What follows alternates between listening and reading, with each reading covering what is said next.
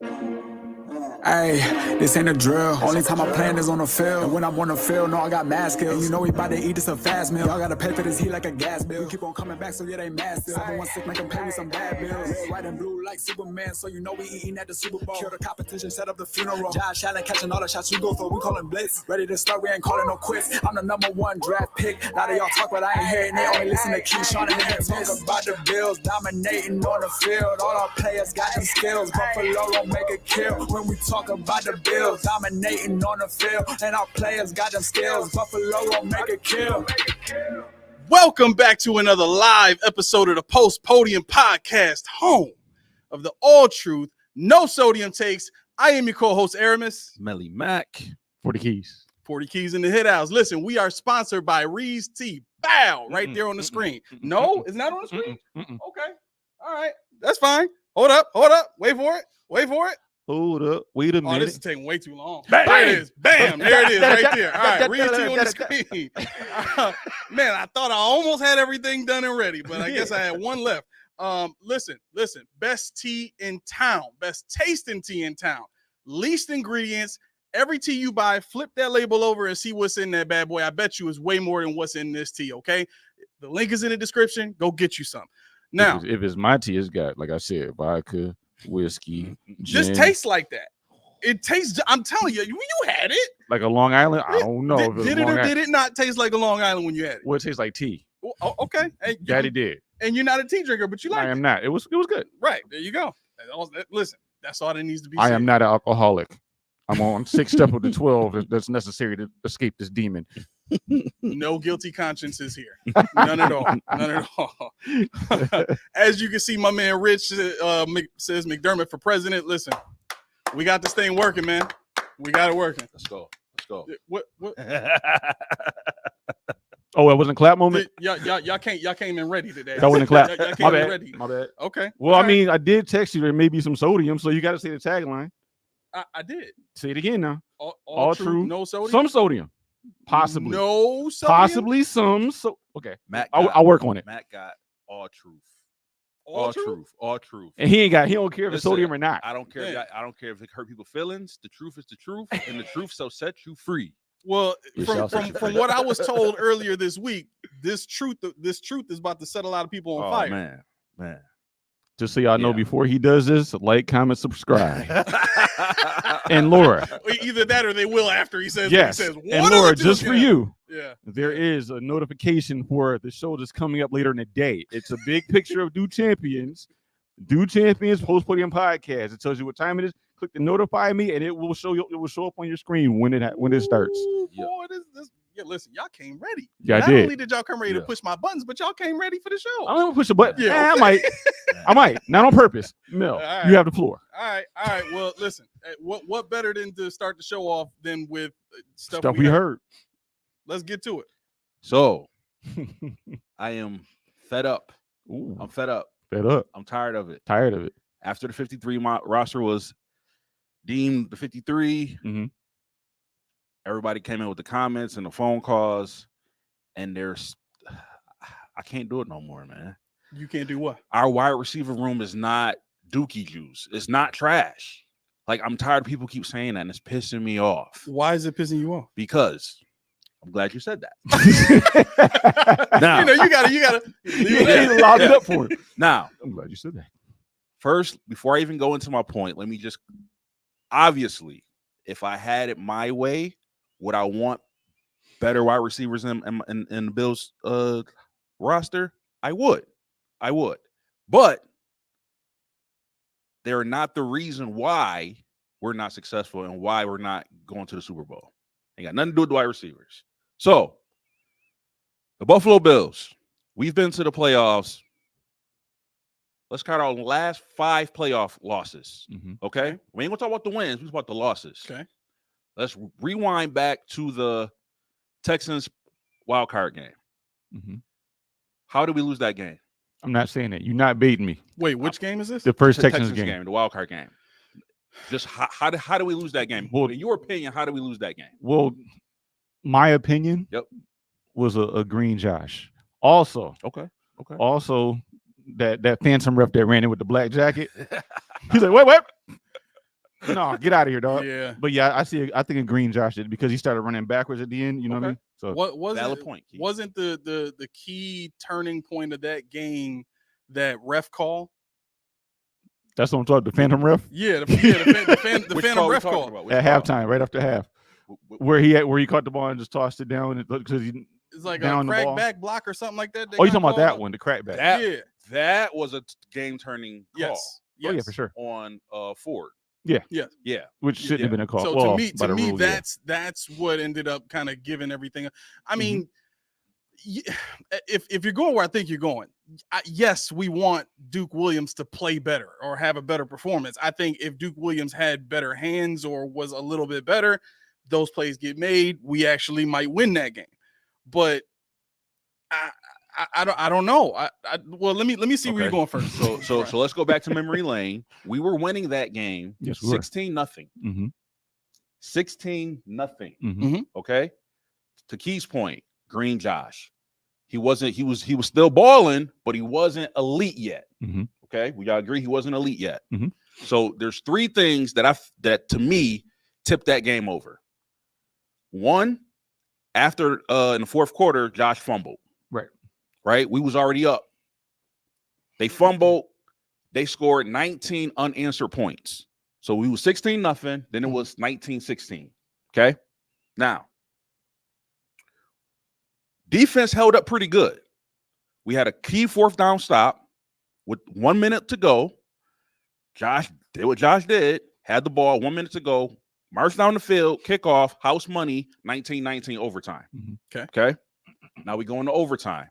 I don't remember who had it first, but we had an opportunity to score. That's when Josh ran it. He jumped over the dude. That was the call. 15-yard penalty on going. Either it was a block in the back or it was a hole. Whatever it was. No, it was a crackback. Crackback. Mm-hmm. 15 yards took us out of field goal range. We had the punt. We give it back to Texans. Yep. And then it's that horrible 2nd and 6 call where I think it was Seren Neal had him off the blitz, and another I don't know if it was Milano. Oh, they banged into each other. They banging into each other. And he got rolled free, out, threw the ball, got in the field goal range, field goal, game over. Right. Our wide receivers: John Brown, Beasley, Duke Williams, Dawson Knox, Devin Singletary, Frank Gore. We didn't have a problem scoring. Mm-hmm. We could score. The bottom, what to me, what cost us that game was the second half was the fourth quarter and the overtime blunders. That call, that fumble, and that missed tackle. And that, what was it, 3rd and like 20 that they threw to our old running back who became our running back again. Taiwan Jones. Yep. I like Kev's point though, because he said it's always been the defensive players not making plays, and it's always been the defensive players that get the team beat, right? Yep. And in the playoffs, that's exactly right. I think what you saw in that Texans game was a great offensive coordinator in Bill O'Brien making halftime adjustments to be able to adapt to what and let's give Sean credit where credit is due. He came in with a great game plan to shut their offense down. He had them 16-0 at halftime. He had them. So it was working. The only thing is you have to be able to make adjustments in the playoffs. Right. That's the name of the game, right? Right. So after halftime they switched it up and they were able to score, and Sean, like he usually proves, he's not an adjustment maker. So now in that game too, D-Hop caught fire. First half he was shut down. The second half he caught on fire. Okay, so moving on to the next one. The first Kansas City playoff game, the one where Diggs was on the when he had to take him off the field, blah blah blah. How do we lose that game? In your opinion, how do we lose that game? Which game is this? The first KC and Bills playoff game. The AFC Championship game. That one I don't even remember, honestly. So honestly, go ahead. I would say that was probably the only game that we played in the playoffs where we were clearly outmatched. My man, I'm glad he said that. And that, because at that point, we were playing the best team in the NFL. Mm-hmm. We were good, but we wasn't on their level yet. We wasn't there. We was close. Mm-hmm. We wasn't there yet. Boom. Our wide receivers was John Brown, Beasley, Stephon Diggs, Gabe Davis. I think Gabe Davis, he wasn't a starter, right? John Brown was hurt that year, though.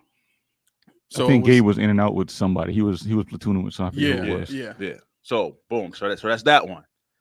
The next year is the infamous 13-second game. Yep. Wide receivers: Gabe, Steph, Knox. I forgot who I was. I forgot who was our third. I don't think Beasley was there for the 13-second yeah. game. I think was he there? That was the last. Beasley Year. was That there. was the last one, right? Yeah. That one we went toe to toe. Yep. Toe to toe. Oh, absolutely. We all know how we lost that one. I don't need to bring that one up. Can I say it? Go ahead. There was too much time. Not even. You know what? I like it. People want to say we lost that game by 13 seconds. If you really look at the key turning point of that game, it was the literal half a second between Jerry Hughes being this close to sacking Patrick Mahomes and actually sacking Patrick Mahomes. Because if he sacks Mahomes, that ball doesn't get thrown to Kelsey. Like, that game is over after that point. You know what I'm saying? Yeah. So we're literally like it's less than we were half a second away from winning that game. We were a Jerry Hughes sack away from winning that game. Agree. yeah. In the NFL, that's all it takes. Now, in that game, we went toe to toe, blow for blow with Kansas City, the best team in the NFL. When we needed to score, we scored. It wasn't even a. I remember watching the game. It wasn't even a question. Oh, we got the ball. Is we gonna score? Heck yeah! Boom, scored. We gonna score? Heck yeah, we gonna score. They can't stop us, right? Yeah. So boom. Next one, Cincinnati game. Everything. Nobody played good. Everything. The Cleats didn't Offense, play well. Defense, special teams, everybody. Terrible game. I think it had more to do with what happened with the DeMar Hamlin stuff and what happened the night before, but that's just my opinion.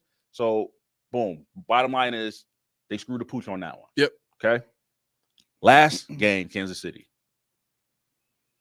In your opinion, how did we lose that game? Or why did we lose that game? I'm going to say it just to piss people off. Go ahead.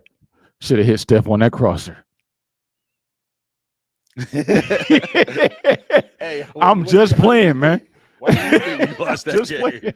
I think we lost that game because our superstar quarterback's left tackle. No, our superstar left tackle walked into his shoulder as he was trying our to throw the ball. Our superstar quarterback, superstar left tackle. I just had to add that in there for you. You about to get locked up, bro. You about to go to show jail and be muted for like the next 30 minutes. Dang, you can do that? I could do that. Sure. anyway, no, but yeah. So the two things in that game for me. The fake punt call was too important of a moment to do something like that and not have a great call dialed up for it, right? And then Deion Dawkins getting dog walked into Josh. Like, let's not play around like the throw that Josh was about to make was not there. Shakir was wide open in the end zone. He broke his man off of him and had plenty of space to make that catch and score the go-ahead touchdown.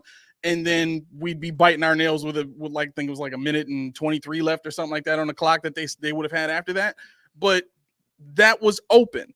People are getting upset because he didn't take the underneath route. Why? Because they knew, or I don't think they knew, but they saw that the left tackle was getting beat, right?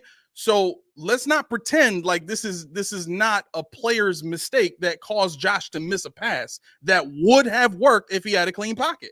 I'll just say it was that play. That was just a bad play all around because, as we talked about, he got dog walked into Josh. Josh could have taken off or stepped. But the rest of the play worked. How could you say it's a bad play? Because Josh could have taken off. He was getting dog. That lane, that B gap was wide open. Yeah, but he's been. He could have. I'm willing to put my bottom dollar on. He's been coached so hard not to scramble left. Yeah, I get that, but I mean, not left. He would have went right. He would have went up through there wasn't space right. They were that's why they put Chris Jones on Deion Dawkins. It was okay, but no, I put it on that play regardless. That you can pick whatever you wanted. I just didn't work. Okay, so 53 roster came out. We got 5 wide receivers compared to last year. So last year we had Steph, Shakir, Sherfield, Deontay Hardy, and Gabe Davis. This year, obviously, we missing Steph Diggs. Obviously, right? What about playoff Gabe? But Shakir is still there, right? Yeah. Now, your opinion: Gabe Davis, Curtis Samuel, lateral, upgrade, downgrade.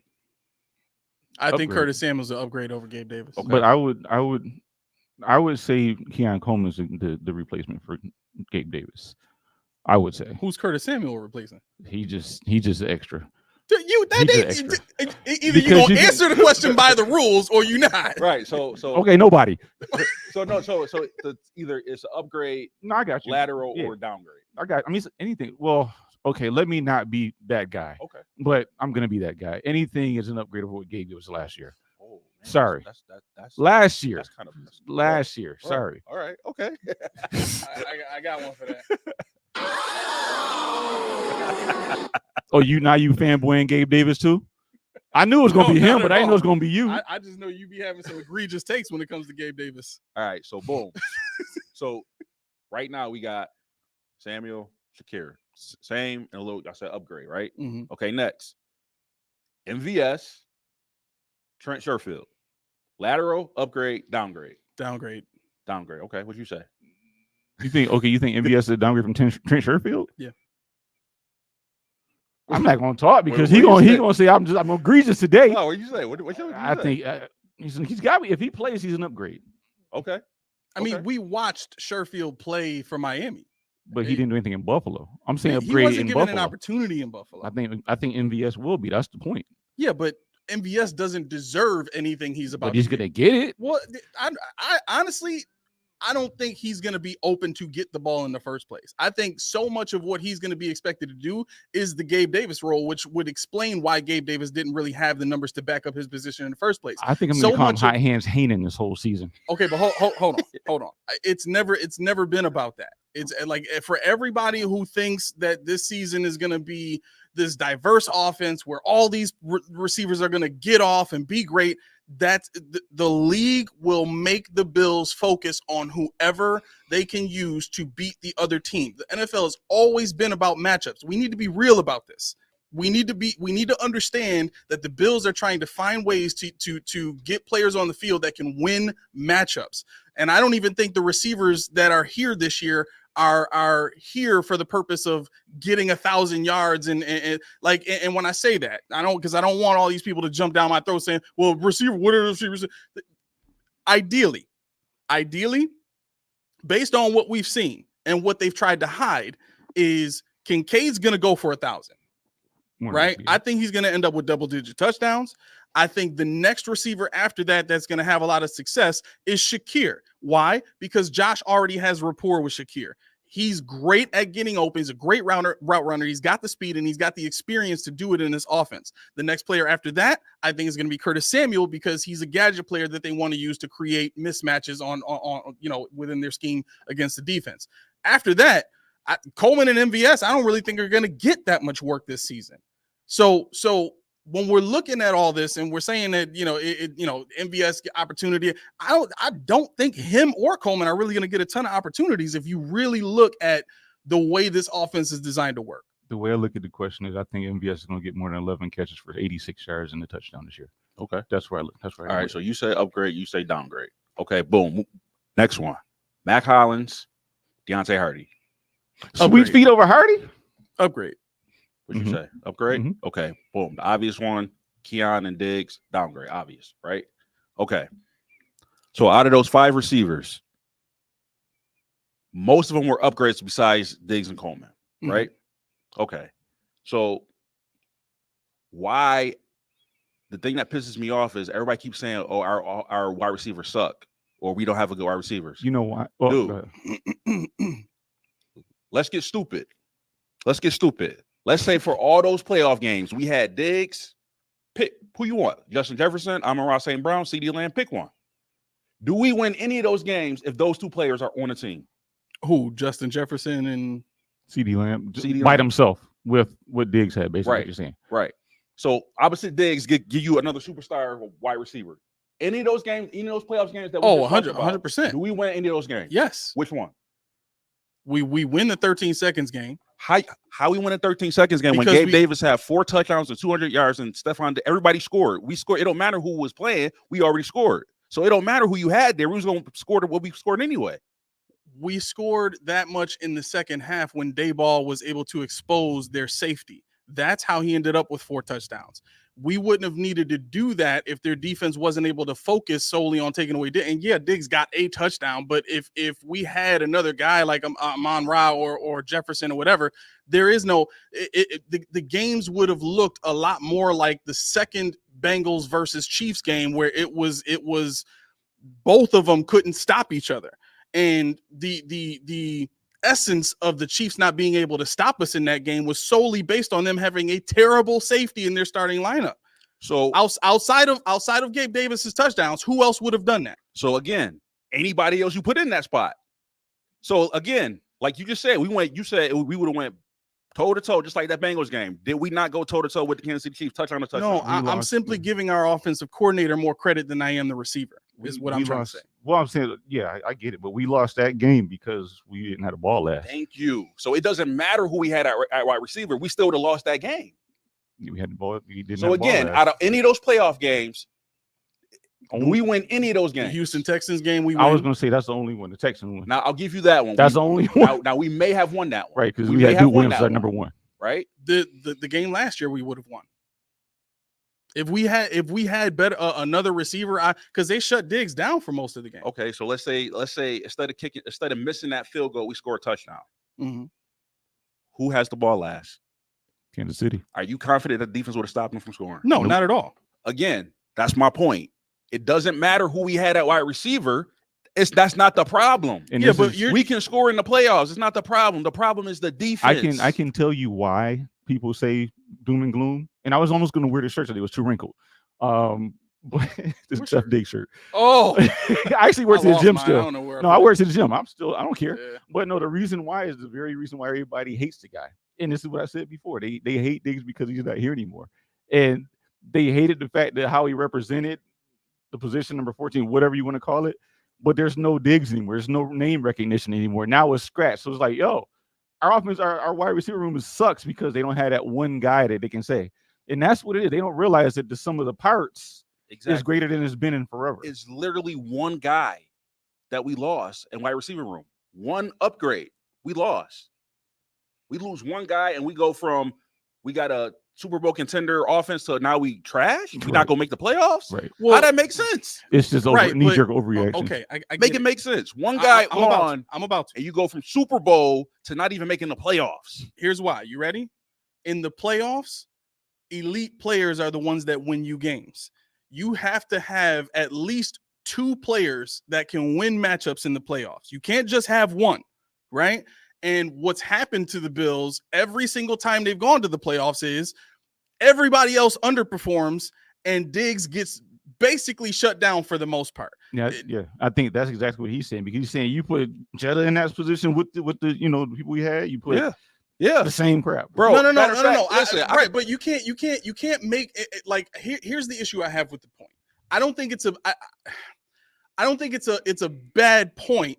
But when the support of that point is, well, the defense is the one that lost the game, that's not necessarily a contrasting point that emphasizes or props up the point you're trying to make. What I would have said is, if you want to say this wide receiver room is trash, you have to look at the success in its entirety of all the receivers to put together versus what we've had the last few years, where really the only guys that could win matchups in against almost anyone has been Diggs and Beasley.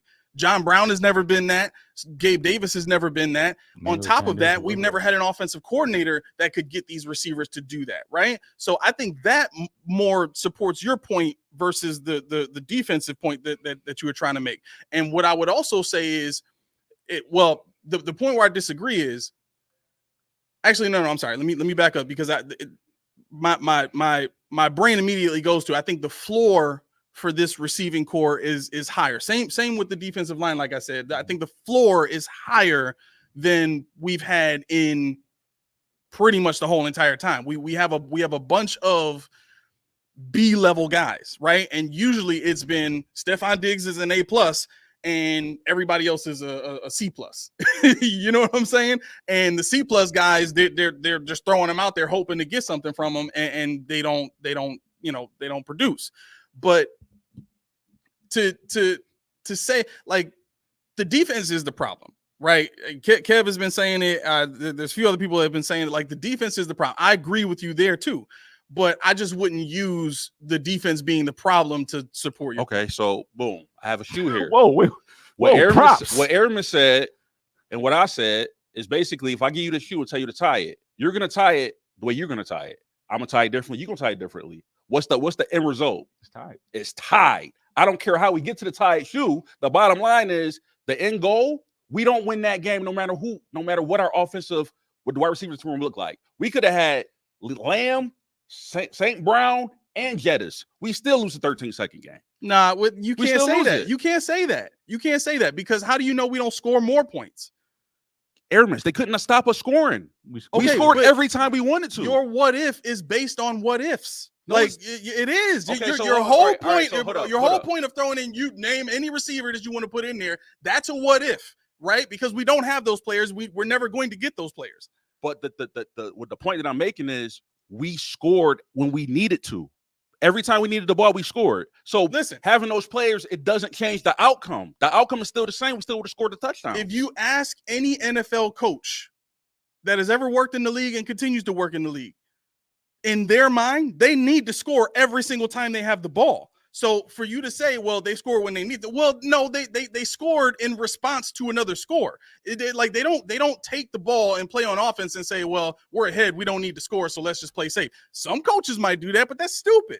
If you have the ball, the idea is to play offense to score touchdowns. Any coach will tell you that. So the mindset of, based on the players that they've had, they've scored whenever they needed to. No, Josh has just made plays whenever he's needed to. So again, does it matter who's on there? Because we would have scored. My point is, we would have scored regardless. No. Because how you saying no if we already did it? Because you're using that point to justify why this receiver group is good. I never said it was good. You're saying it's not trash. It's not trash. Exactly, it's not trash because guess what? Even if we had a better one, what's the opposite of trash? If we wouldn't have had a better, what's the opposite of trash? Airmen. There's excellent, there's good, there's average. Like there is no opposite. So you don't. So you just don't want people to say it's trash. What do you want people to say it is? What I'm trying to get, that's the point that I was making, is it doesn't matter what our wide receiver room look like, because guess what? Those games that we played in, it doesn't matter what our wide receivers would have been. We still would have lost the game. Yeah. So I know you're saying basically you don't want people to call in talking about how we're done because we don't have this anymore. Exactly. You don't want people to call in and say, you know what, mail in our season tickets because we don't have that. Okay, then should we call in and say we're done because we don't have our safeties and we don't have Matt Milano? Call in and say we're done. Period. And that's the thing. We need to. What he's saying is we need to watch and see. You know what? Y'all can call me the Joker then. I just want to watch the world burn. I know you do. Yeah. Listen, if you really want to get down to the nuts and bolts of this whole thing, all of this stuff that we're talking about with players, it has nothing to do with the players in the first place, because the players are being coached to do a certain thing. Now, certain players like Levi Wallace make mistakes in the game because they don't do what they're supposed to do. But guess what? That's because they've gone through such a indoctrination of, you play the way the coaches want you to play. You don't do anything different. You don't change anything. You don't go based on your own mindset. You play the way we want you to play. And if that's the case, plays like Travis Kelce going to Patrick Mahomes and saying, hey, I know what was called, but I'm going to run this route, hit me. We can't make those kind of plays because our players aren't allowed to do that kind of stuff.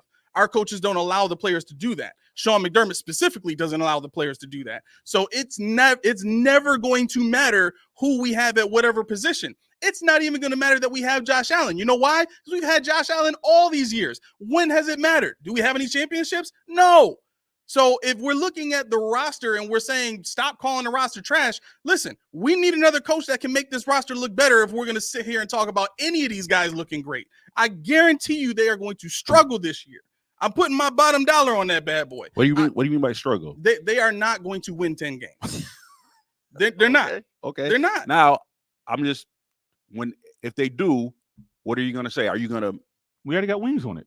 Oh, okay. Yeah, we got wings on it. We having a wing party. We got wings on the Jets winning the division. We got a wing party. So I'm just saying. So, like, for example, like if the points that I make, right, if they're completely wrong, I'm going to say I was wrong, right? Okay. Hey, I was wrong. Nope, it didn't happen. Boom. But I'm telling you right now, like, the logic to me does not make any sense whatsoever. It doesn't make any sense. I can't say anything right now because don't make nothing sense. Started. I just can't. I mean, I get where people say I get why people do it. I just sit here and because it hasn't started yet. You know, I don't know. I mean, I actually wanted to touch on something before we go any further. You know, the Goudreau brothers. That's hockey folks that sad, know. Man. That's sad. Yeah, they died last night, and I didn't know. Well, you might have known because you heard it on the radio, but they were riding bikes. Yep. Their sister was getting married today. Yep. And they died on the eve of their sister's wedding. 31 years old. Obviously, I don't know if they played direct rivals of the Sabres, but for this, it doesn't matter. Life is more important than hockey or any other sport that you're talking about. So the Blue Jackets lost some good players here, and hearts go out to them. Yeah. Steve says wide receiver room is not trash; it's trash adjacent.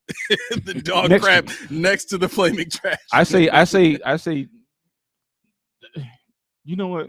I'm not because go ahead. I'm still emotional, but no, I say what is it when you say you're leaving it up for future discussion? Because right now, looking at it, I'm like, what the hell is this? Mm-hmm. But then, you know, like you said earlier, the coaches figure out how to make MVS relevant and make KJ Hamler number 6 wide receiver, and we're like, oh, okay, cool. But right now, it's like. It's not my thing with all of this though is what does it mean? You're gonna win 10 games to do what? I think that's my overarching argument with a lot of stuff. Not even 10 games. Like we're doing this to do what? What's the result? You're gonna get to the playoffs and do what? Right. Finally win. Hell yeah. But no. Right. And I don't want to go through that again. Like for me, I would much rather pull the pin, bottom. Like I put it like this. Let's look at what happened in Minnesota, who had a defensive minded head coach, right? They got rid of Stephon Diggs because he wanted more than 80 balls a year, right? They already had a number 1 receiver in Adam Thielen, and this Diggs is what, a 5th round pick or something like that, 6th round pick. Fourth round pick came in and started playing like a 1B. Mm-hmm. Right. So here you have this offense with Kirk Cousins, Adam Thielen, Dalvin Cook, and Stephon Diggs. Like, who doesn't want that offense? Right. But your head coach says, you know what? My wide receiver is getting a little too greedy. He's getting, he's getting a little too big for his britches. We're going to ship him off to die in Buffalo. Right. Mm-hmm. And what we're going to do after that is we're going to run the ball more. Bully said in here, we're running the damn ball this year. Right. But look at what happened with Minnesota. They started running the ball way more, only had Adam Thielen there. Adam Thielen became less productive. Why? Because teams could focus just on stopping him whenever the team needed to pass the ball. KJ Osborne never became anything. They never had another number 2 wide receiver step up and be what Stephon Diggs was for that offense. And teams were able to start throwing 8 in the box to guard Dalvin Cook. So he became less effective, got hurt more, and that hurt the offense. The same thing is going to happen if this GM or this owner or whoever is overseeing Sean McDermott right now doesn't get it into their brains that this does not work in today's NFL. You run to close out games. You don't run to win games. You throw to win. You throw to score. You run to close out games. You run and play defense, but you have to have a lead and you have to have a good enough defense and make good enough decisions as a head coach to be able to close those games out with the run. That's the bottom line. So when you get to the playoffs and you're playing much better competition and you got a head coach that's making terrible 4th quarter decisions and you got a defense that seems to not be able to play the same way that they play in the regular season and in the playoffs, and you got an offense that seems to sputter because during the regular season, nobody can really game plan that much for their matchup. They have to keep building and building and building for what they're trying to grow into for the playoffs. So you kind of run through the season and you feel great about your offense, but you get to the playoffs. Now these teams are solely focused on stopping you. They're not even thinking about the following week. It's win or go home. And we see what has happened year after year after year after year. It is tiring. I am tired of going into these games hoping that this team wins, only to see the same thing happen over and over in the 4th quarter. When is it going to end? So I got another thing that's going to set you off. I'm going to piss a lot of people off today too, but I don't give a tinkle. This is bothering me here. This narrative of Josh Allen overrated. I don't care. I know people need what they need. They need some, but I don't care. This is why. because it was 11 people out of 103 or something like that, 100, whatever it was. Yep. And some people say it had to be Miami. No, because it's left open for interpretation. Yep. What does overrated mean? Yep. Do I have him at number 6 when you have him at number 3? You know what I did? I actually did this. Let's do this exercise real fast because I'm trying to make a point here, and I hope it pulls up on this monitor. It does. Good. All right. So they have tiers. Okay. Oh, great. They have tiers of quarterbacks, and it's not going to let me pull up, but we'll just go off the top. Tier 1: Josh Allen, Patrick Mahomes, and Joe Brady. Or Joe Burrow. Joe Brady was a hell of a quarterback.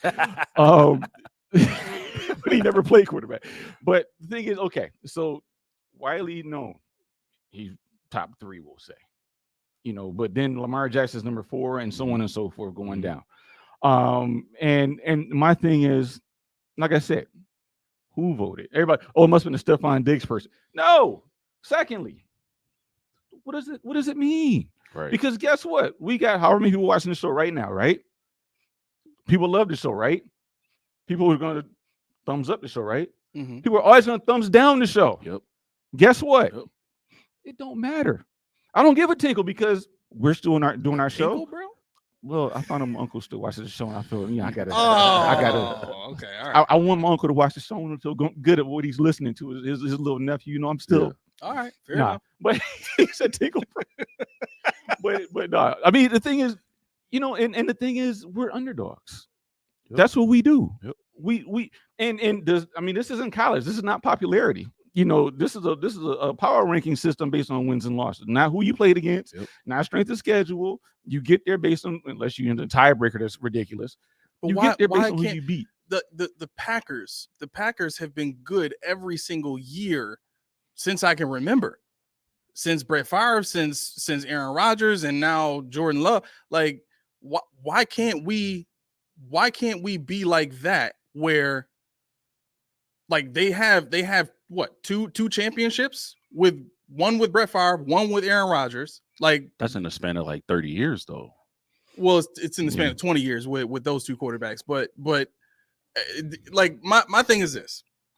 I get that our identity as a city is underdog mentality. We'll show you we're better than that and blah, blah, blah. But to me, that's all that is exactly what I said. It's blah, blah, blah. Like, why shouldn't we want to be the top dogs in town? Why shouldn't we want to be the Chiefs? Why shouldn't we want to be the Patriots? Sure, why shouldn't I think the issue is the Chiefs are the top dogs right now. Yeah. No. I get that. But what I'm trying to say is Peyton Manning won during the Patriots' reign. Barely. Barely. Whether it was barely or not, they won during that reign. Ben Roethlisberger won during that reign. Russell Wilson won during that reign. So it's not like it can't be done, right? What I'm saying is, if you look at the team that beat the Patriots, who did the Seahawks beat in the Super Bowl? Patriots. Okay, so when the Seahawks beat the Patriots, the Seahawks respectively were a dominant team. They had an all-time defense, right? If you look at Roethlisberger's team when they won, they were a great team, great defense, right? James Harrison. I think you were cheering for him that year. We came to your house. You know what I mean? Me and Keyshawn was rooting for the Cardinals that we were the only year. two in the whole room. Foolish of you. I like Kurt Warner. I wanted to see him go out with one. You know I think because we just came from Edinburgh and everybody was either from Philly and I hate everybody in Pennsylvania. That's true too. I was jaded. But I'm sorry, y'all. Yeah, but and then with Peyton Manning beating the Bears, and you know what I mean? Like, they those are quarterbacks that got through and did it while Brady was still in office. You know what I'm saying? But what I'm saying is, in today's NFL, it's not hard to find good receivers. It's not hard to find good defensive players.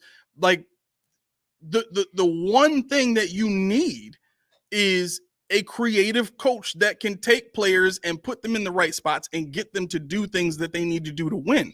That's why the Chiefs can have the 26th ranked defense, but go into the playoffs and give people hard times defensively. Like, people weren't just scoring any which way that they wanted to against the Chiefs in the playoffs that year when the first Super Bowl they won. They just weren't. They weren't doing whatever they wanted to do. And the same thing for the Bengals. When they went and played against the Chiefs weren't just doing whatever they wanted. That was a tough game for them when the Bengals went to the Super Bowl. Why? Lou Anarumo didn't have amazing players on defense. He took a corner and put him on Travis Kelce, who was 6'3", 200 something pounds, that could not only keep up physically with Kelce, but could run with him. So you gotta understand how to use your players. And I think that's where I'm going. I think that's my argument. Well, not so much that, but it's not the underdog mentality. It's not the identity, but it's just the energy that's given to this doesn't mean it. It doesn't do anything. Right. Like there's all it's gonna do is Josh Allen's gonna go out there and do the same thing he's been doing, run around the field, rack up, accolades, rack up stats, and he's gonna be great. But the thing is, like you said, we ain't won. Right. We didn't win, so you're not gonna get the respect. Yeah. LeBron James said, I guarantee he's at the top of the scouting report when they play Buffalo offensively. You're kidding. Who are they going to game plan for? Deion Dawkins? Who else is there? Right. You know what? If I'm not mistaken, the Chiefs, and I'm going to check on this right now. The Chiefs with Alex Smith won 10 games 2 years before Mahomes became the starter. Mm-hmm. Right? They were, if I'm not mistaken, I'm about to check right now. The Chiefs were in the playoffs. Mm-hmm. Right? So I guess I'm reacting to I'm reacting to a few of these because Laura's saying it's a tough choice starting over. I get that, and I hear a lot of people say that, and I think I don't want to speak for you. You correct me if I'm wrong. You guys don't want to start over either. No, because I feel like the quickest way to the Super Bowl is with Sean McDermott who we got right now. That's the quickest way. But how can you say that given his performance? Easy, right here. Boom. Name me the teams who've been to the playoffs in the last 5 years. I can't do that. That's not fair. Easy. It's not for me. The Bills, Kansas City. Who else? Cincinnati. Wrong. Who else? Well, you said wait. What? Last 5 years. In the last 5 years. Who's been to the Super Bowl? You mean playoffs consecutively in the last 5 years? I didn't think you said consecutively. Okay. Yeah. So we got us, Kansas City. Yep. Baltimore. Bills. Nope. No. Nope.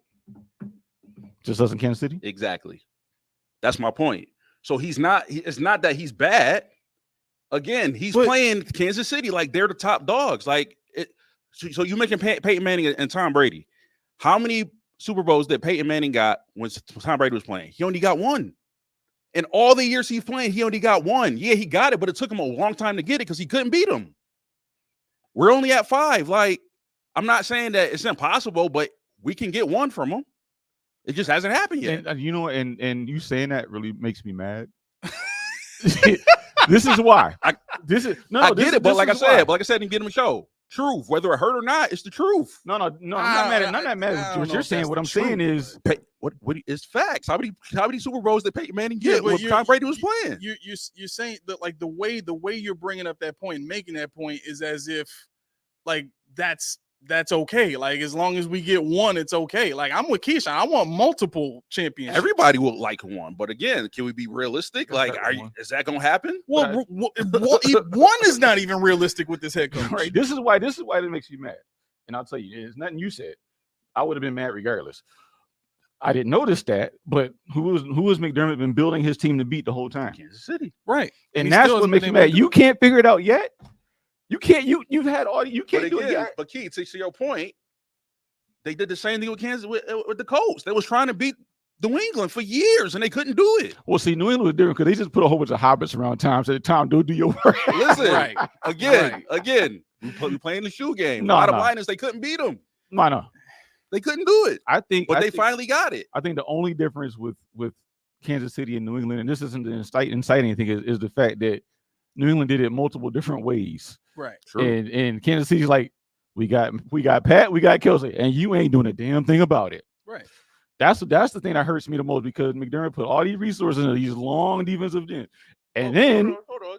They kind of did it the same way. What do you mean? Brady, he did it the same way. What do you mean? Brady, Gronk, and Edelman. Oh no. I know. The two he won before Gronk even got there was all defense. Yeah. But what I'm saying is, yeah. You know what I'm saying? Yeah. Like that's Gronk and Edelman. Like without them, like it wasn't happening.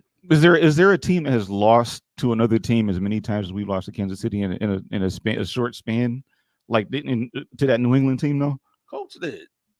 They did Yeah, to the same. It was we've lost to the Chiefs what four times, three times? 3 times. Okay, well the Colts lost 3 times. Okay. Yeah. So maybe it just sucks because we're in it and we want them to win. Like I think get it's it. only 3. I get it. Like I'm pissed off too, but at the same time, like I don't know. I'm just realistic. Like I don't hope and wish and fairy tale. That's not me. I'm an analytics. I'm history. I'm facts. I'm is what it is. What analytics tell you that Sean McDermott is going to get better in the playoffs? What do you mean? Well, first of all, how does he keep going 5 years in a row? How does he keep doing it? Well, I'll tell you because before it became difficult last year, and I think a lot of people like really missed this point. The division. Yes, the Bills had one of the easiest divisions in the entire NFL. So they were playing freaking trash cans twice a year. Six of their games were against trash cans. Trash adjacent. I'm sorry, trash adjacent cans, right? So when you're automatically gifted 6 wins and all you got to do is go out there and get 4, like 4 out of 16 weeks, all you got to do is go get 4 when you got 6 gifted to you. So there's no other teams that are like that? What do you mean no other teams? That are gifted pretty much like there's in a crappy division and they gifted the Chiefs have been there for a long time. There's other teams too. Well, but that's not the point. The point I'm trying to make is you're gauging Sean's success based on his regular season performance to extrapolate. Well, then please clarify. I'm basing it on his playoff record. There's no all the coaches that are in the NFL right now. Only 2 coaches have been doing it consecutively for 5 years. Josh's playoff record, not Sean's. If you look, okay, well then you said it yourself. The offense didn't lose any of those games, right? Okay, so who was in charge of the defense all those years? But okay, so that Texans game that's not on Sean McDermott. Why? What did he do to lose that game? We know how Sean was running the team. He didn't make bad choices in that game. You just told me how we lost that game. It was 3 plays. None of those 3 plays got anything to do with Sean McDermott. Bro, did the defense adjust in that game? Yes, they in the overtime in the second half. In the overtime, they had a 4th and 1 and they shut them down. No. You can't take it to overtime without getting past the second half. In the second half, they gave up points. Okay, so again. They lost those games based off of 3 plays: the penalty, the fumble, and the missed tackle. That's not on Sean. Fine. If you want to take the Texans game off the table, if you want to, I know you don't like Sean. I get it, but if you want to blame him from every little thing, you can't do that. I'm not blaming him for every little thing. I'm blaming him for having terrible key decisions in games that cost us the game. But Texans wasn't one of them. Okay, that's fine. You can have the Texans game. Okay. What other ones you taking off the board? What that the first Kansas City game. Our team was not Fine. good enough. We're overmatched. Both of those games are off the board. So now, the last 3 years now. So the only one I'm blaming Sean McDermott on is a 13-second game. That's it. Why not last year? You said it was the left tackle who ran into Josh. He missed thing and Bass missed the field goal. How's that on Sean? So you don't think the fourth quarter the 4th down fake punt call? The 4th down punt. What happened after that? You tell me. Exactly. The Chiefs had the ball. We had a fumble. We got the ball back. Yeah, so it didn't even do nothing. It didn't matter about the blunder. Who cares? We got the ball back. Was that Sean McDermott on the field making that fumble happen? No, but that one, yeah. The decision was Sean to do the fake punt. Jay Poyo. That was his decision. Okay. But again, it didn't cost him. It didn't cost us the game. All of that is semantics as a whole. It really is, because if we're talking about the person in charge of the whole team, right? You don't look at head coach and the team loses and say, well, the head coach didn't have nothing to do with it. You don't say that. It depends on how the game was lost. No, you like that. Aramis, that makes no sense, bro. If I'm coaching the team and I'm giving them the plays and they don't execute the plays, how is that on me? So if I have a business. Right. Hold on. Just answer my question. How is that on me? No. We ain't going that route because you. All right. Well, I'm not going to answer your question. Okay. Well, so I'll put it like this. So it's a moot point. If I have a business, and I hire a manager to run a department, and the manager is in charge of getting me 1 new client a month, and we go 3 months in a row, and I don't get a new client, and I go to this manager and I say, "What's the problem?" And the manager says to me, "Well, it was these 2 guys over in the back corner screwing around and they weren't doing what they're supposed to do. And that's why we didn't get clients." I'm gonna look at the manager and say, yo, who's in charge of those guys? It's you. So all of this, hoopla about who specifically was responsible for that. It's Sean's show. The owner said that. It's Sean's show. So if it's Sean's show and Sean gets to establish the culture that determines what players we draft and what players we sign, then Sean takes the entire responsibility for everything. He's the first person to get up there and say, it starts with me. So if he's the first person to say it starts with me, then guess what? It ends with him too. Okay, so Key, if we're playing basketball and there's one shot left, I draw up the play and the guy's wide open. The play works. The defense crashes here. He's wide open. He missed a shot. Is that on me? Or is it on a player who missed a shot? Thank you. All right, so final. We wanted to get into the 53. I know we did want to do that. So Buffalo Joe. Oh God, Buffalo Joe, baby. And I'm not mad about it. Final thoughts on this year. We are good. Get to 53. The 5-3. No more 5-3. Wait, 53-man roster. Why we? Well, don't you want to talk about who made it, who didn't, and not at all. I do. Okay, go ahead. I do. So I guess you ain't answer this question because the whole thing's gonna be McDermott. No. So who made it that scratched your head? That made you scratch your head? Anybody that comes to mind? You're like, what was that? I'm mad that Hardy didn't make it. Mm-hmm. I thought he was gonna make it for sure. Because I got that. That's the next. I thought he was gonna make it for sure. That's the next question. Oh, I'm going into that. You Yeah. hold tight on that one. Yeah. I would have preferred Davison to make it over Quentin. Of course you would. You know what I'm saying? I was hoping he would make it. Who else? But who made it though that you were like, how? I hate to say it. MVS. But we all agree he was gonna make it. You knew. Shaver should have made over him. You knew, and I told you why. And I hated my guts for it. This is why I try not to have hope, because that to me is ridiculous. Shaver should have made over him. Is that your answer? Oh, like the fact that Shavers is Hamler on over him. Like I would be insulted. I would have kept Hamler over MBS. He would have been. He was like, I would have kept Deion. You know, you get the point. So Deion over. You get the point. And I said last show on record, there's just the preseason players on Deion Kane, but that MVS did nothing. I mean, when he got a chance to do it, he did nothing. But for me, who made me scratch my head? Casey Toole. Yeah. Now this is the rationale behind it. I don't know if you guys heard it, and people at home, you probably heard it too. But they kept him for special teams because of kickoffs, because his length. Now let me draw your attention to this. What is this based on? Preseason? I think not. You know why? He had one special teams play the whole preseason. One. Guess what? Guess who didn't make it? Who? Chukwuemeka Jonathan. Kingsley Jonathan. Bro, he is right where he belongs. He had 29 preseason special team snaps. Mm-hmm. He's actually bigger than Casey Toole. Mm-hmm. Casey Toole played horrible at the defensive end position on what was that, last Saturday? Mm-hmm. Last Saturday. It was horrible. Guess who else played? 30 preseason special team snaps. Javon Solomon, two special teams tackles. So you couldn't use that Casey Toole position on somebody else somewhere. You couldn't kept that fifth wide receiver. But this is where I'm at with it. You want your depth pieces to be able to play special teams. I guess that's what they preach to us, right? Your depth piece. So what is Javon Solomon? Right. Is he not going to play special teams? Right. He did it in preseason. Right. What did you keep Toole for? I don't even know. I don't even care what his contract was. You know what's funny too? When I looked at the 53, guess what they got Von listed as? Linebacker. Well, he's always been listed as a linebacker. But is that why they got an extra DN? Because we know where he gonna play. He gonna play the edge. They had him behind. They had him as a 2 behind Epinesa before. Really? They had him as a 2 behind Epinesa, so I think that's defensive end. But yeah, it's semantics. I guarantee it's an experience thing. Hill has more actual game experience than Kingsley Jonathan. You almost said it. That's the text I seen you that he had. He's got production in the NFL. Well, see, right. I get the production piece if it was true in Buffalo. Right. Kingsley Jonathan has. What are we screaming for on the defensive side? Obviously, I'm screaming for another safety by Scene. I'm over the moon that we got Scene in the building. Over the moon that we got him in the building. I don't even care if he's on the 53. Okay. I didn't know he had ties to a die. He was sought after.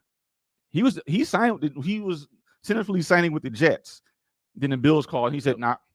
fly to turn his plane around. I'm going over there. Yep. So Adai has done wonders with Elam, with I guess now Hamlin. Seen has history with him. So I'm like, yo, who do we hire to be our secondaries coach? Wasn't he a first round pick too? Like He was like 30. what, He was 32, Kyrie right? Elam. He was right behind Kyrie Elam. The Scene signing was a little insulting to me though. Why is that? And not because I have anything against Scene. I personally don't know him, but you the press release on him was Bill signed former first round pick, whatever Scene, right? And I'm looking at this and I'm like, they sound so proud to have a former first round pick I get it. on their practice squad, right? It. Meanwhile, you got Kyrie Elam over here busting his ass. Yeah. You know, excuse my language. Uncle. No, Like, right. like that to me is like, how dare you? How dare you put out that kind of press release and accent the because they didn't have to say former first round pick. I know. They could have just said they signed former Viking safety and been done with the whole thing. You know what I'm saying? Like that to me was like, yo, like you're propping this dude up who's going on your practice squad anyway, right? He's not even getting a wait, actually, is he? What? They signed him to the practice squad? For now. I think it's one of those deals where they're going to sign him and try to put him up. I think so. Well, that depends because Mike Edwards is practicing now. So he was practicing before. That's the sad part about it. He was on the field on Saturday. I mean, if he ends up starting, I'm over it. I just want him over it. You see, I didn't put no wings on it, right? I'm over it. I get it. I'm just saying. I think that closes the door on anybody else because you're looking at Cole Bishop, who's getting ready to come back soon. You know what I'm saying? So, I don't know. I just don't see any space for him. No, I was going to oppose you and say, you know, the free safety. You actually your point from a previous show actually makes more sense for this to happen now, because normally your free safety is your over the top, middle line. You know, you're the center fielder. Scene is not that. He's a hitter. He's a hitter. Now he's fast too. Big fast hitter. Aramis is kind of his dream.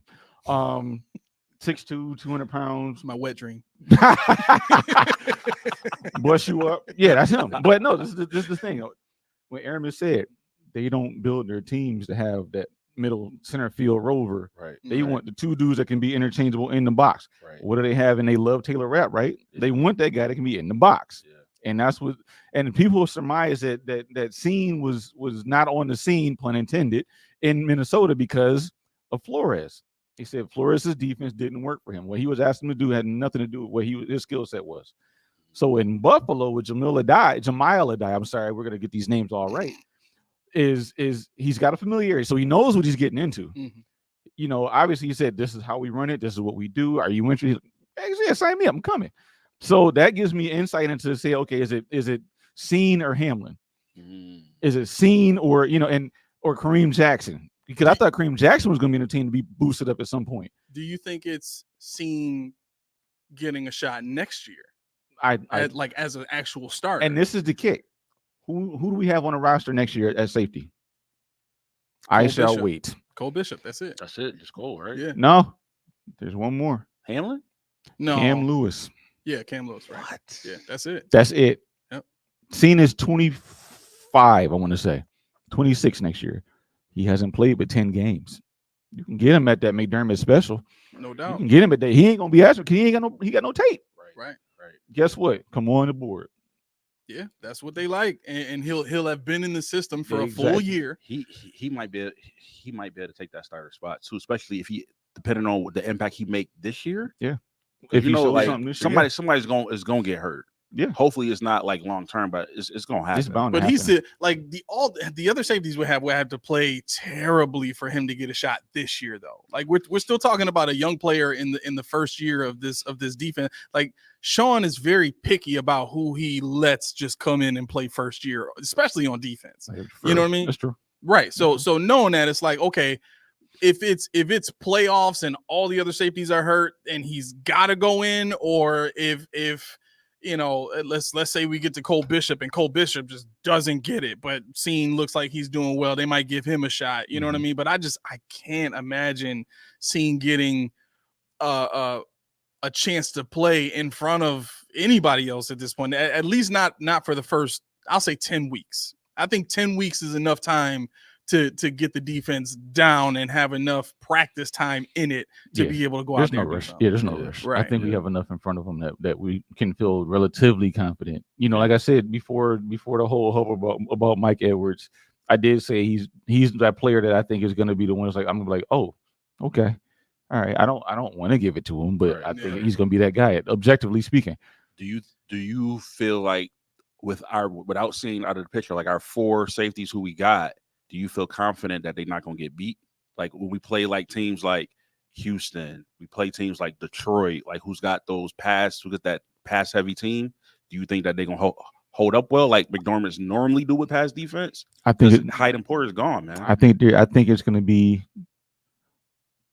be interesting because I think they're going to be the kind of team that has to warm up. They don't have that chemistry like we had in all those years before, and people are expecting it to be plug and play. And the thing is, they don't understand the dynamic of the safeties on the cornerbacks. They don't understand the dynamic of bracket. They don't understand what Hyde and Poyer did that you didn't see unless you knew what you were looking at. You didn't see them over top, cutting people up. You didn't see the intellect to know this is where the ball is going because I've seen it a million times. I played this a million times. We don't have that now. And that's the experience of people that they're like, oh, we got to get younger. We got to get younger, but you said that last year when you had Hyde and Poyer still here. Right. They're like, oh, we got Taylor Rapp on the team. We had him last year. We got DeMar Hamlin. Guess what? They were afterthoughts last year. Yep. They were break glass in case of emergency last year. This year, they're starters, unless Mike Edwards can pull through. And even then, it's going to be between Hamlin and Edwards. I don't know which one. In practice, we got to whoever practicing better is the one that's going to be the starter. Yeah, we've ignored a lot of comments. I want to apologize for that first and foremost. Just so y'all know, I can't see them, so I'm solved. No, I'm joking. But I want to read these two. Lindsay says, best podcast ever. It's good to agree to disagree. Total realism. And then Laura says, I'd like to take a moment to say how great it is that Post Podium podcast can disagree and still love and respect each other the best. And somebody's still going to dislike this freaking. No, I'm joking. No, I mean, like I think for us, it's just, it's how we are. Yeah, no doubt. 100%. But I do want to say, I think, where we are now in terms of our ability to talk football. I mean, I can't imagine us doing this, 5, 6, 7 years ago. Nah, we beat at each other's throats. I'm done with this. Like birds are moving up in here.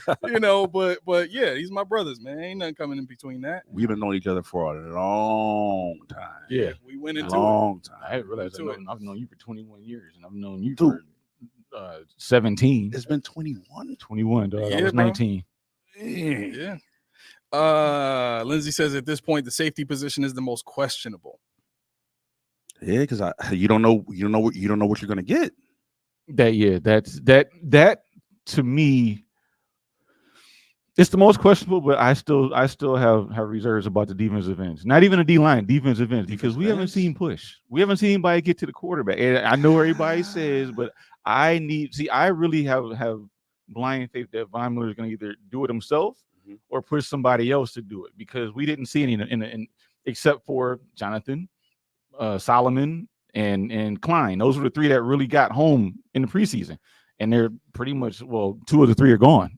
See, here's where the dynamic shifts, because I'm looking at this defense and I'm saying, like, I don't think I need to worry about the defense looking bad. I think one of the things that I can praise Sean for is the defense is never going to look terrible. Right. It's just not. He's always been, especially in the secondary. I think that's one of the reasons why I'm not really worried about the safeties. Like, Rich, you still watching?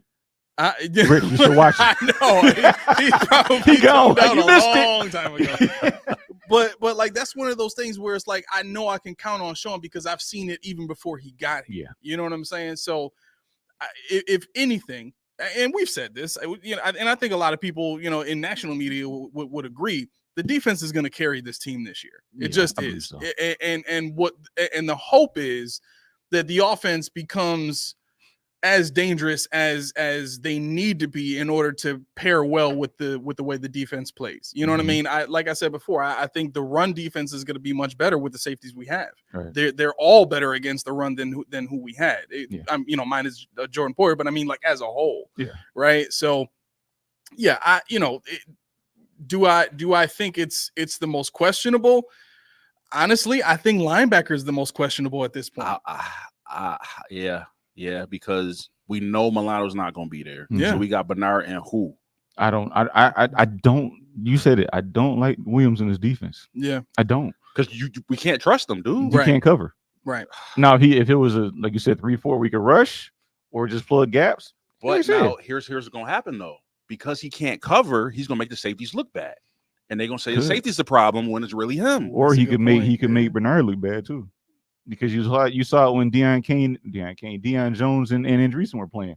They weren't in sync. Right. And Andreessen, being new, you're supposed to lean on the guy next to you to make the right call or do the right thing. And, I'm running over here because my guy's here. You didn't take the pass off on the zone where I'm chasing the running back and you're going over here in the no man's land. Or, there were instances where there were gaps vacated by Deion Jones because he slips and falls or whatever the case may be. And Andreessen, they're like, oh, it was on him. It wasn't on him. But what it was there was nobody else in the scene. There was nobody else in the screen. It was just him. So let's blame him because that's all we see. Yeah. So I'm worried, like you said, I'm worried about the linebackers to a degree. I think the number 2 linebacker, I would say, because Bernard is obviously number 1. Right. Number 2. Weak side. Well, the reason I say number 2 because they're all almost androgynous, if you will. They're all almost interchangeable with the exception can't of cover either though. He's better than Williams. He's better than Williams. Everybody's literally everybody. I want to see him. I want to see him next to Bernard, and that's why I wish I would have got to see him starting with see him play with somebody who knows what they're doing. Yeah. So because he was making the calls. What's funny? Like, are we about to see a Tyrell Dodson movement now, where like whoever plays next to Tyrell, he's better. I don't know why. He's just better. The contract he got with Seattle. I mean, that defense is going to be good just on the basis of Mike McDonald taking that thing over. But they were already a pretty good defense before. But if Dotson plays well over there, then I'll with all confidence say, you know what, he actually stepped his game up because we know him from before when he wasn't anything. Yeah. We knew him before we made fun of 2.5. Right. We thought when we first started 2.5. We ain't name him. Right. But what do you guys think about this? Lindsay says which Von Miller will show up is another question. I don't think it's going to be. I think based off of last year, it's going to be improvement because he did absolutely nothing last year. But I don't know if it's going to bring like Von's first year. I don't know. So. I think 35. That's pretty much the curtain calls on that. Yeah. I think the curtain calls on that one. But I do think he can be functional and. At the very least, he can push Epinesa to do more. Soften up the blow, if you will, because obviously if they're going to platoon people like they do on the defensive line all the time, if he can get that what is that, the left tackle gassed, maybe Epinesa can come in and run through him, or Solomon can come and run through him. People, I never thought about that. What's that? It's interchanging the defensive lineman to like make because think about it, the tackles never sub out. Right. So if that dude is gassed and like he's tired or he's going against the strong dude, now you hit him the fast dude. I never thought about that. Yeah. And that's that play. I think that's what they were trying to do, but the problem was they just didn't assemble the right pieces because they gave you Epinesa and Rousseau, which pretty much at the time were the same guy. Right. They never gave you that speed demon on this side and that stalwart that was unmovable on this side. Yeah. So I think that's my biggest indictment on how they've been drafting. They never gave us that young fast guy. Now we got Solomon who has a motor, who's low to the ground, who has a twitch and strength. So I want to see how they use him. Yeah. Bill's Fever says the old and battered Von is who will be showing up. Yeah, I mean, what's funny about that is this: when Von first got here, everybody was like, he's old, right? So right. you only gonna play him a few downs here and there per game, right? And Bean was like, no, we gonna play him every down, right? Yeah. And the same face you made at me when we were talking about the Chiefs playoff game, people walked away from that saying like, you know what he's doing? Like, what? You know what I'm saying? Yep. Like that was the look that people were making, and now here we are, where we have a defensive line that, I mean, to some degree is kind of like it a little bit, you know what I'm saying? Because he's 35. He's not going to be very much, next year and the year after to begin with. So just freaking play him until he dies. You know what I mean? Like, it's not going to kill you. And that's why I couldn't understand why they didn't work him out in the preseason. And the thing, what McDermott said really drove me off the edge. And I haven't listened to press conferences yet. I will when the season starts. But when he said, no, was it Bean? One of the two. They said, well, we didn't plan on playing him in the preseason, but we had a very hard scrimmage against Pittsburgh in the. I'm like, a very hard scrimmage. That has nothing to do with the game that we'll be playing on Sunday. It's the stuff they say is like, it was wrong, but you want to pump it up like it's right. So we'll be like, oh, yeah, he was there. He did his thing. Because guess what? They always say Von Miller was beating everybody off the line in practice. Sure he was. They're not hitting. Yeah. They're not allowed to really try to take somebody's head off. Right. They're not going full speed. They're not going for his knees. They're not going for any, and that's what they're gonna do. They're gonna test that knee. Trust me, I know. They're gonna dive at it. They're gonna do whatever they can to try to twerk that leg.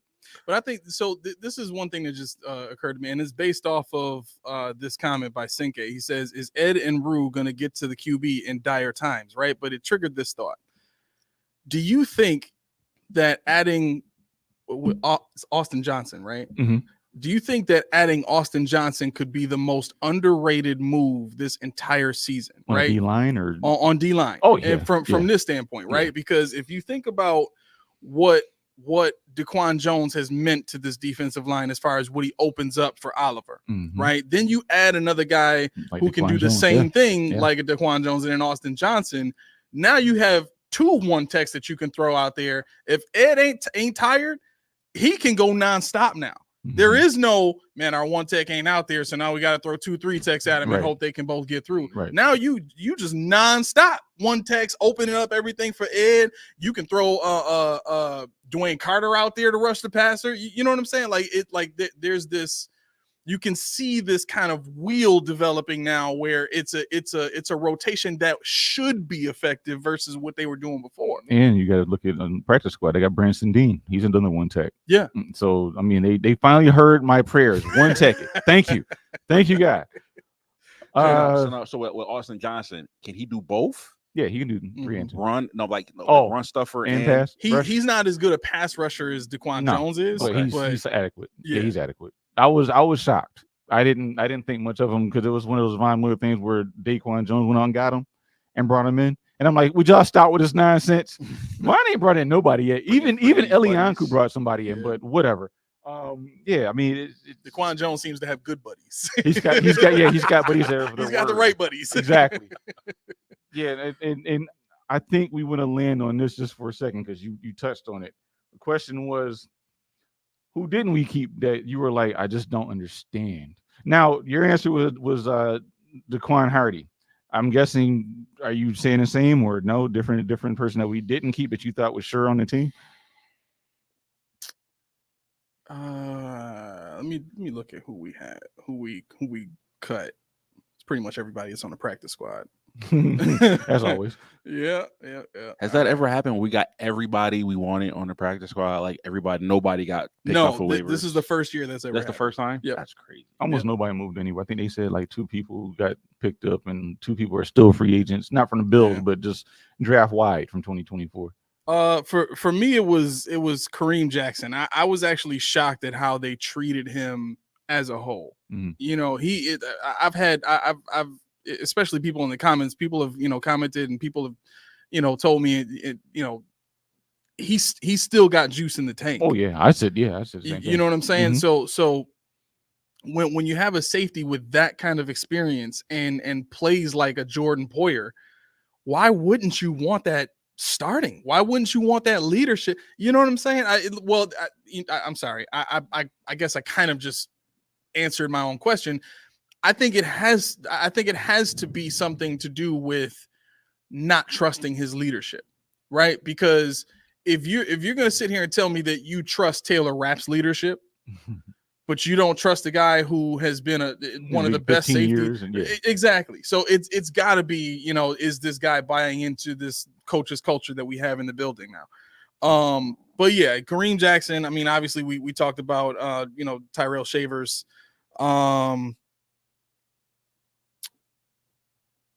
I think that's it. Everybody else, I really didn't expect to keep. I had hoped Keaton Bills would, garner some more because I was looking forward to a Keaton Bills jersey. You just want to see open Bills jersey, literally. But I mean, it is what it is, and I understand that. But at least he's on the practice squad. I think Daquan Jones fits in with the KC2 point I made earlier. Are we overvaluing the special teams? Because you look at it like this. This is my point. Daquan Hardy was brought in. He was drafted to be a kick returner, right? He got in there. He excels not only at slot, but at outside, where this guy's making waves. He looks good. Well, you know why he got cut, right? I was going to get to that. Oh, okay. Got cut because of his decision making on kicks, which is stupid. Oh, you didn't know that? Dude, I was holding this in my chest. I was holding this in my chest the whole time. This is why I said they wanted him to make certain specific decisions, and when you don't do that, you don't get on the field. So that tells me he had no shot of being a cornerback. Yeah. Yeah. Oh, you didn't know this? Yeah, bro. Dude, why do you think I was on fire that night? I was at the gate about to meet a plane. I was texting you. I was on fire. How is he supposed to make good decisions? Is this the first time in the NFL is even happening? He never trained for this. He never practiced for this. Put like this. Let me explain something else to you. On kickoffs, you know what happens when you field the ball, when you call fair catch inside the 5 in college? What? It's a touchback. Inside the 5? Inside the 5, it's a touchback. So you have to run it out. In the pros. But in college, if you fair catch the ball inside the 5, it's a touchback. That's crazy. So my immediate thought after the first preseason game when he did what he did, I was a return man in college. I'm not thinking touchback. I always do this. Right. What do you mean I get the ball in 5? Oh well. I learned. But the thing is, above and beyond that, this is what really took me over. They signed what's his name? Brandon Codrington. Mm-hmm. No, they traded for this dude like that. Let me land here because you're gonna love this. Because I'm gonna rant here. You swapped a 6th-round draft pick for an undrafted free agent this year. When you use a 6th-round draft pick for a kick return man, right? Mm-hmm. What does that tell you? He was probably going to get cut. You could have signed him like you did all the other. I'm not going to say it. I'm sorry. All the other guys on the team, or you could have waited for the Jets to cut him and scoop him up. He wasn't even on their team. Why go for the trade? Can I go even further? Do you know what he did in the preseason this year? What did he do? He had to do something good. They traded for this dude, man. No. If he's making that face, don't tell me that, Key. Come on. He had 6 punt returns for 89 yards. It's 14.6 a return. Big deal. The average is like 9. Okay, so he's above average. He had 4 fair catches.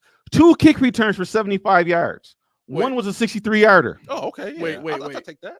One was a 63-yarder. Bill's Fever thinks you're overreacting. He says Hardy's still on the practice squad, so it's not as if he's gone. Bill. It's Bill, right? No, Bill's Fever. Bill's Fever. Let me land.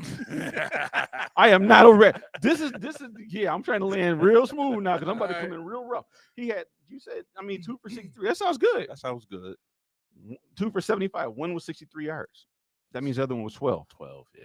So his average is 37.5. Exaggerated. It's skewed. Right. Now, I looked at his collegiate numbers.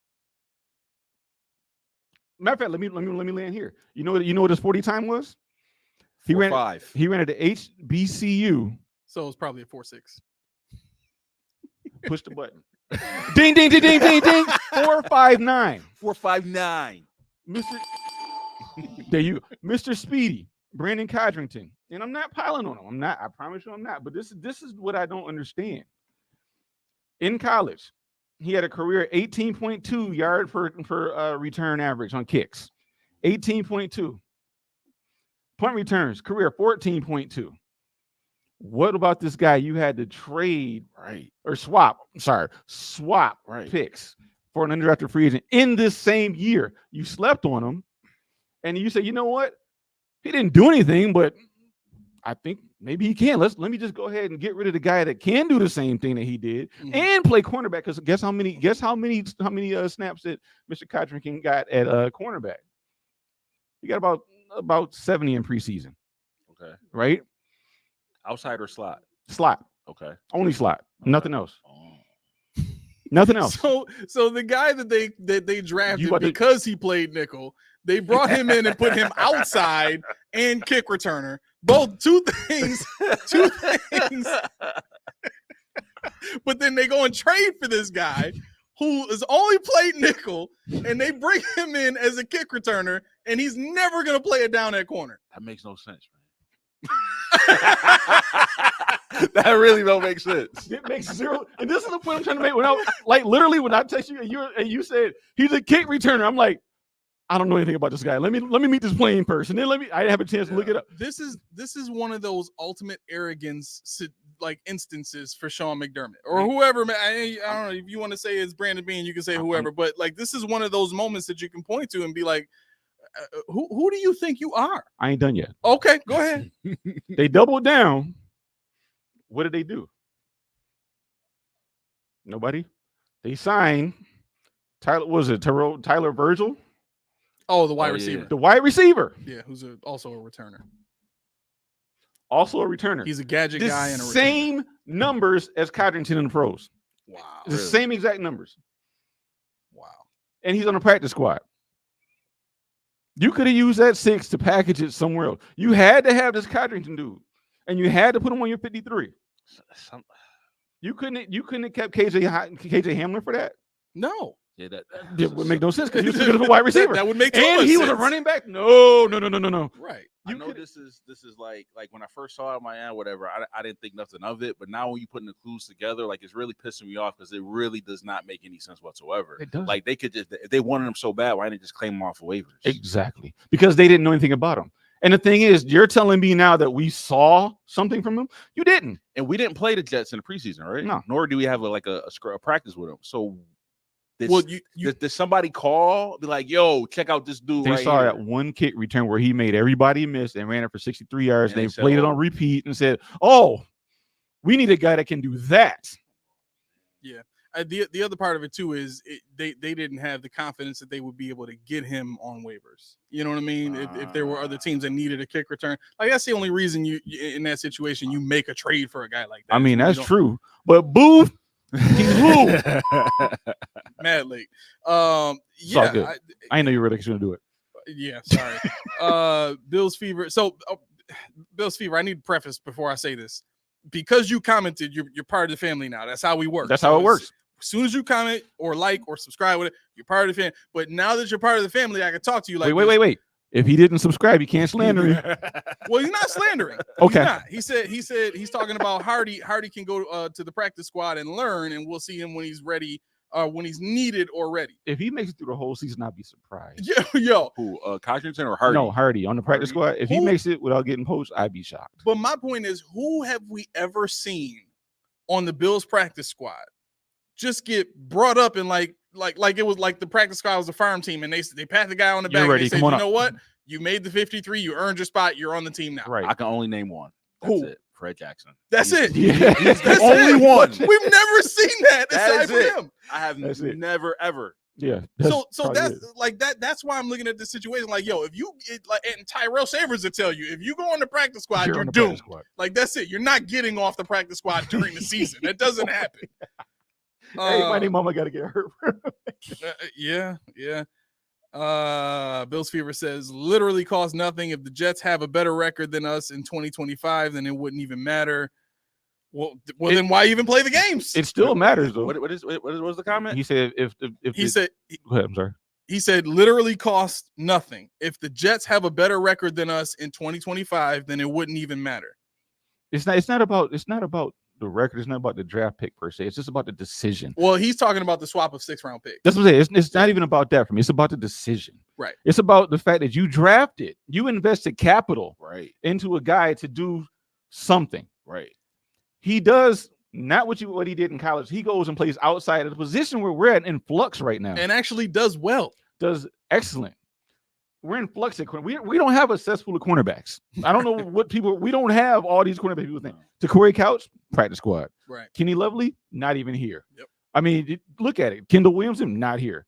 But you go ahead and get a guy who can play against starters, who can play against number twos, and hold up in a position he hasn't done, but you drafted him solely to be a kick return man, solely to do this one thing. Right. That's not what he's not an athlete. Like when you come out of high school to college, you become an athlete when they don't know where they can put you. Right. He's a cornerback. You drafted him as such. If you didn't want to be a cornerback, guess where you get your kick return man? Where the Jets got Codrington. Undrafted free agent. Let me get the fast guy. Let me get somebody from the HBCU that can do this. Right. There's plenty of them. But instead, you want to draft a guy and ignore the fact that he has 20 years of experience doing this one thing that he actually is good at, that we didn't expect him to be good at. Ignore that. Get somebody else in his position to do the same thing. A smaller guy. Right. Do you think he lasts a year, Codrington? In Buffalo as a kick return man? Yeah. As long as he does what Sean wants him to do. Right. As long as he don't try to play cornerback, he's straight. Right. Right. I can see this going bad, and then you really gonna be pissed off because then we just wasted a draft. Oh, absolutely. Oh, I'm already pissed off, so it's all good. Yeah, well, yeah. He comes in, he fumbles, he sucks. We cut him. We wasted. What was the point? There was no point. What was the point? Right. Yeah. And then they give it to Hardy anyway. Yep. Like, what was that all about? Tibonius leg. Mirror. What's going on, bro?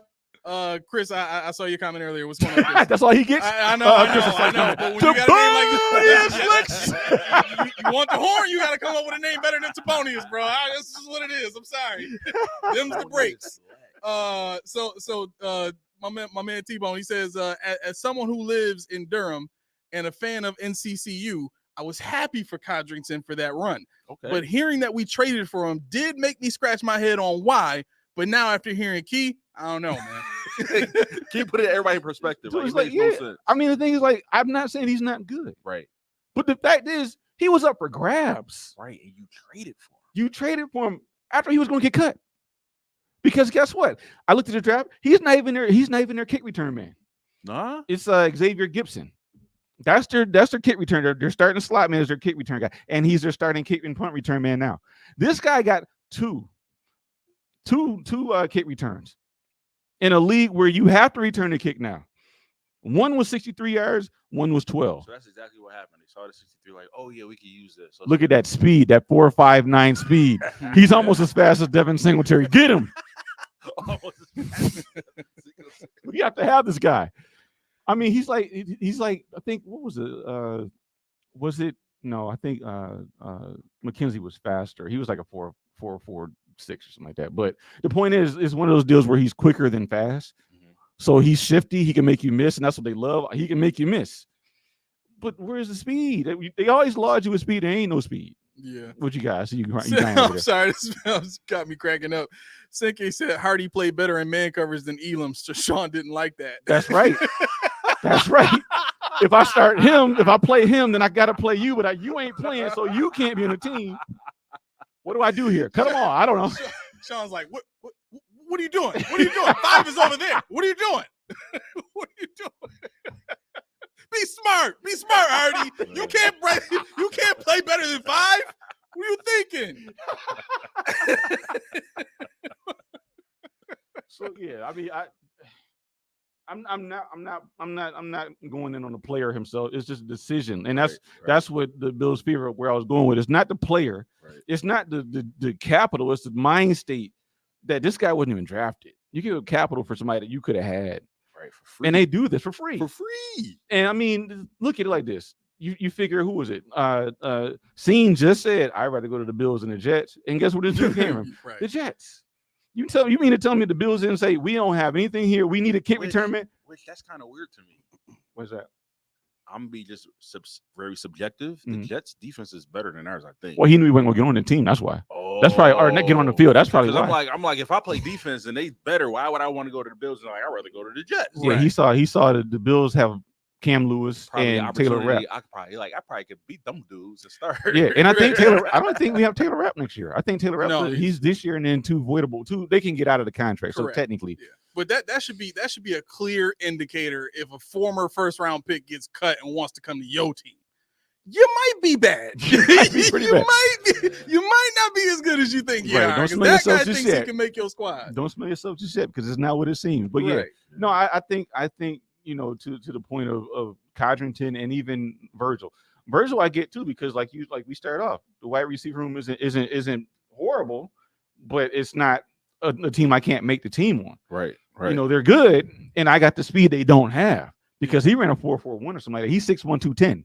So he's got size. Ooh. He's a younger guy too, and so he's a kick return man. He's got the size that Codrington doesn't. You got his wide receiver stats by any chance? College or pro? But I don't think he has many pro stats at all. I can get his college. In college. Hold on 1 second here. When you listed off his measurables and his speed, you intrigued me there. He went to Appalachian State. That's where he went with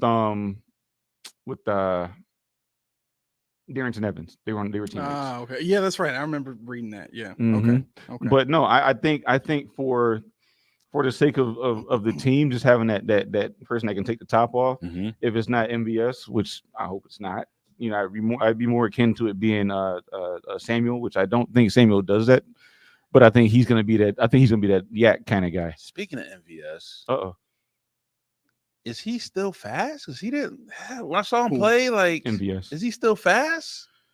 So what most teams have said in scouting him right up until last year is the last 2 years he seems to have lost a step. It's one of the reasons why the Packers didn't re-sign him. They when you look at his speed, it's like Gabe Davis's speed. It's a long stride speed. It's not quick twitch. So the routes that they'll probably be having him run when he's on the field is a lot of the same Gabe Davis stuff that they used to do. It's the clear out routes. Take the safeties away from, the underneath route, And I think most of that is going to get done whenever Shakir runs those deep crossers, to the opposite sideline. So, so our speed guys are Samuel and Shakir, pretty much. Yep. Yeah. If you're talking about like get the ball and make people miss and get down it, it's just them. That's it. Let me see, and I don't, and neither one of them is really got speed, but they don't do the speed thing per se. Right. That's not their dig. Their dig is to work over the middle, work the short stuff, make it long. Which is what you want them to do, but we need somebody that's going to be able to be a threat to go down there. We need that yak too. Yeah. I mean, Shakir has shown he could do a little bit of that. Yeah. But Samuel is more like both of them catch the ball, which is what we need. Like I was looking at, remember the last episode we talked about that video that somebody put out where they showed like all the catches that receivers dropped in that playoff game against the Chiefs. That's like if you know the Bills like we know the Bills, every season they look at what killed them and they try to fix it for the next season. You know what I mean? They go super hard the next season trying to fix the one thing they did wrong the season before, to the extent that they kind of leave everything else out. You know what I mean? It's like, yo, what killed us? Okay, we're gonna fit. And the part that's frustrating about that is every season is a different season. So what that means is every team you're gonna face is a different team. Right. They're not gonna. They may not attack you the same way they attacked you last year. They may not try to capitalize on the same matchups as they did last year because the players that they used to do that might not even be there. You know what I mean? So it's like, yo, what to a degree, you've got to self-scout better, right? But it's hard to do that when your circle is so small. And Sean has made his circle so small, it's almost impossible for him to get the right information that he doesn't derive himself from watching tape. You know what I mean? It's like, who else is giving him the information and scouting information on where they really messed up aside from him and maybe some of the other coaches in the building? You know what I mean? But, Yeah, to your point, Jalen Virgil in college, 98 catches for 1,436 yards, 11 touchdowns receiving. He had, 16 carries, 55 yards, and a touchdown in his career. Kit returns, as I said before, 37 returns for 1,142 yards, 30.9 yards a return. 30.9? 30.9 yards a return and 3 touchdowns. That's for Virgil. I'd rather have Virgil based off the numbers. But again, this is Appalachian But State. that's the thing. My thing is, you got one on the practice squad, you got one on the 53, which is whatever. If you didn't do Hardy and you say, Hamler wouldn't quite it, Evans is hurt, we got to find somebody. Codrington, sure. If you had to. Right. But you drafted a guy who to my estimation, is not going to make it 18 games into a practice squad season. I just don't see it. A cornerback's going to get hurt somewhere, a slot or whatever, and they're going to be like, yo, where's that guy that Buffalo? Let's get him. And I feel like he's going to get poached. I don't see. He's not protected. And this is they got opportunity to get him every week. Yeah. Wow. Yeah. He's up for grabs any day. Wow. I mean, wait. Can he refuse? Yeah, he can refuse. But why would you? I know, right? Because you have to put me on the 53. I got to get paid a real check. Why would you? I mean, he gets paid. I think now it's $12,000 a week for rookie practice squad or whatever it is. And then, some of the practice squad players make like $300,000. Well, that's when you start off at 12, and then once you get vetted, it goes higher. Yeah. So like Matt Barkley was making.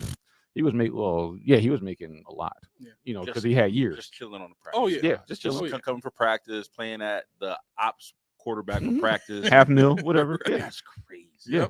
I could have did that, man. Sinke, sorry, go ahead. Go on. Sinke says I would have taken Juju over MVS. That must have been some dinner him and Josh had. It was probably chicken nuggets. Yo, there's a lot of receivers that got cut. And I'm like, I wouldn't mind like trying them out here. They jumped. The problem with this is they jumped too fast at whatever was out there. Like, we're just the scrubs that we used to be.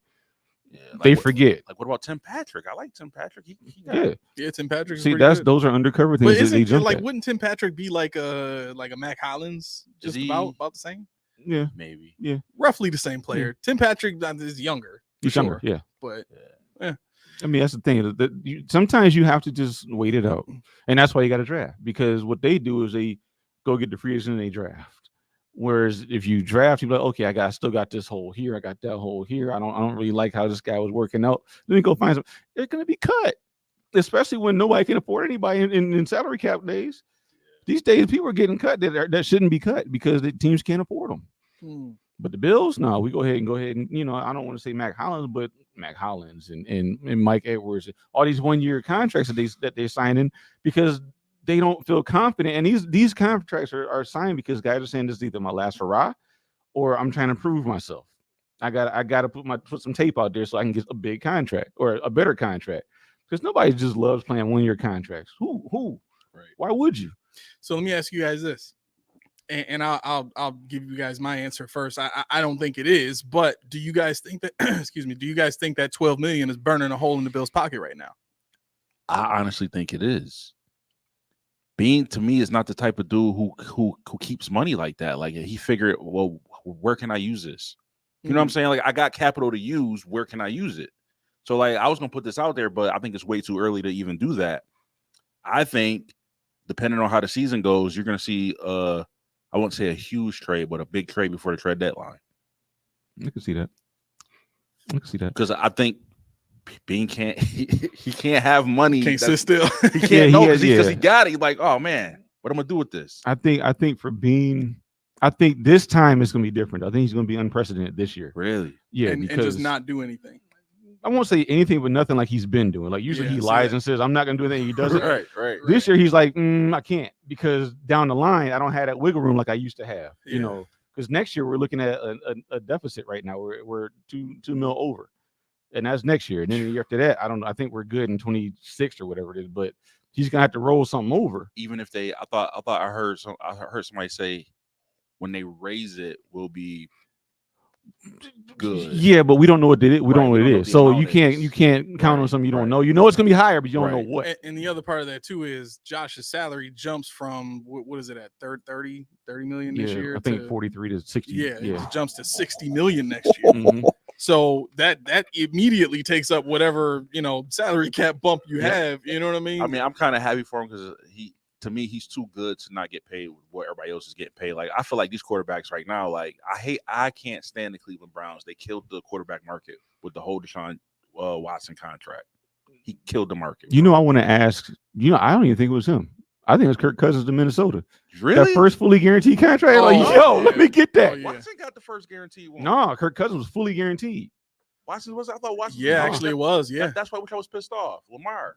No, Kirk Cousins got it before him. This dude get a contract. And Watson got $230 million. Kirk Cousins like $89 million guaranteed. So Watson. It was less, but at the time, But he got the first. Yeah, exactly. At the time, it was like, okay. Everybody's like, nah, fam, because that's what they were like. I want more guaranteed. I don't know. Hell no. That's what he got.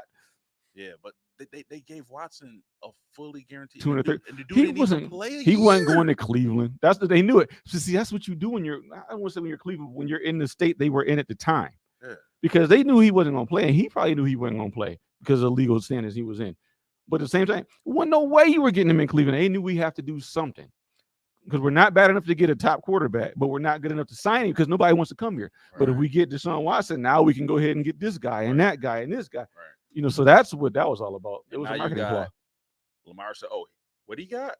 Joe Burrow. What did he get? Mm-hmm. All these dudes. Yeah, that's exactly what it Lawrence. What? Oh, what? I'm better than him. I'm like, Yeah. come on, man. And so this is like, the- I'm glad that Josh is getting his money, but like I said last year, I'm afraid because once he plays out his contract, that new contract, what he gonna want? 40, 50? Josh, Yeah, but Yeah, that's he'll- nothing then. That's peanuts Yeah. then. you might as well quarterback. just keep giving them the 60 at that point. Right. You know what I'm saying? And that's the Yeah. thing. People are talking about, oh, he's going to restructure. No, he's not. No, yeah, Why? He's not making enough as it is. Why would he restructure? Now, this is. I just thought about this just off the cuff when you were talking.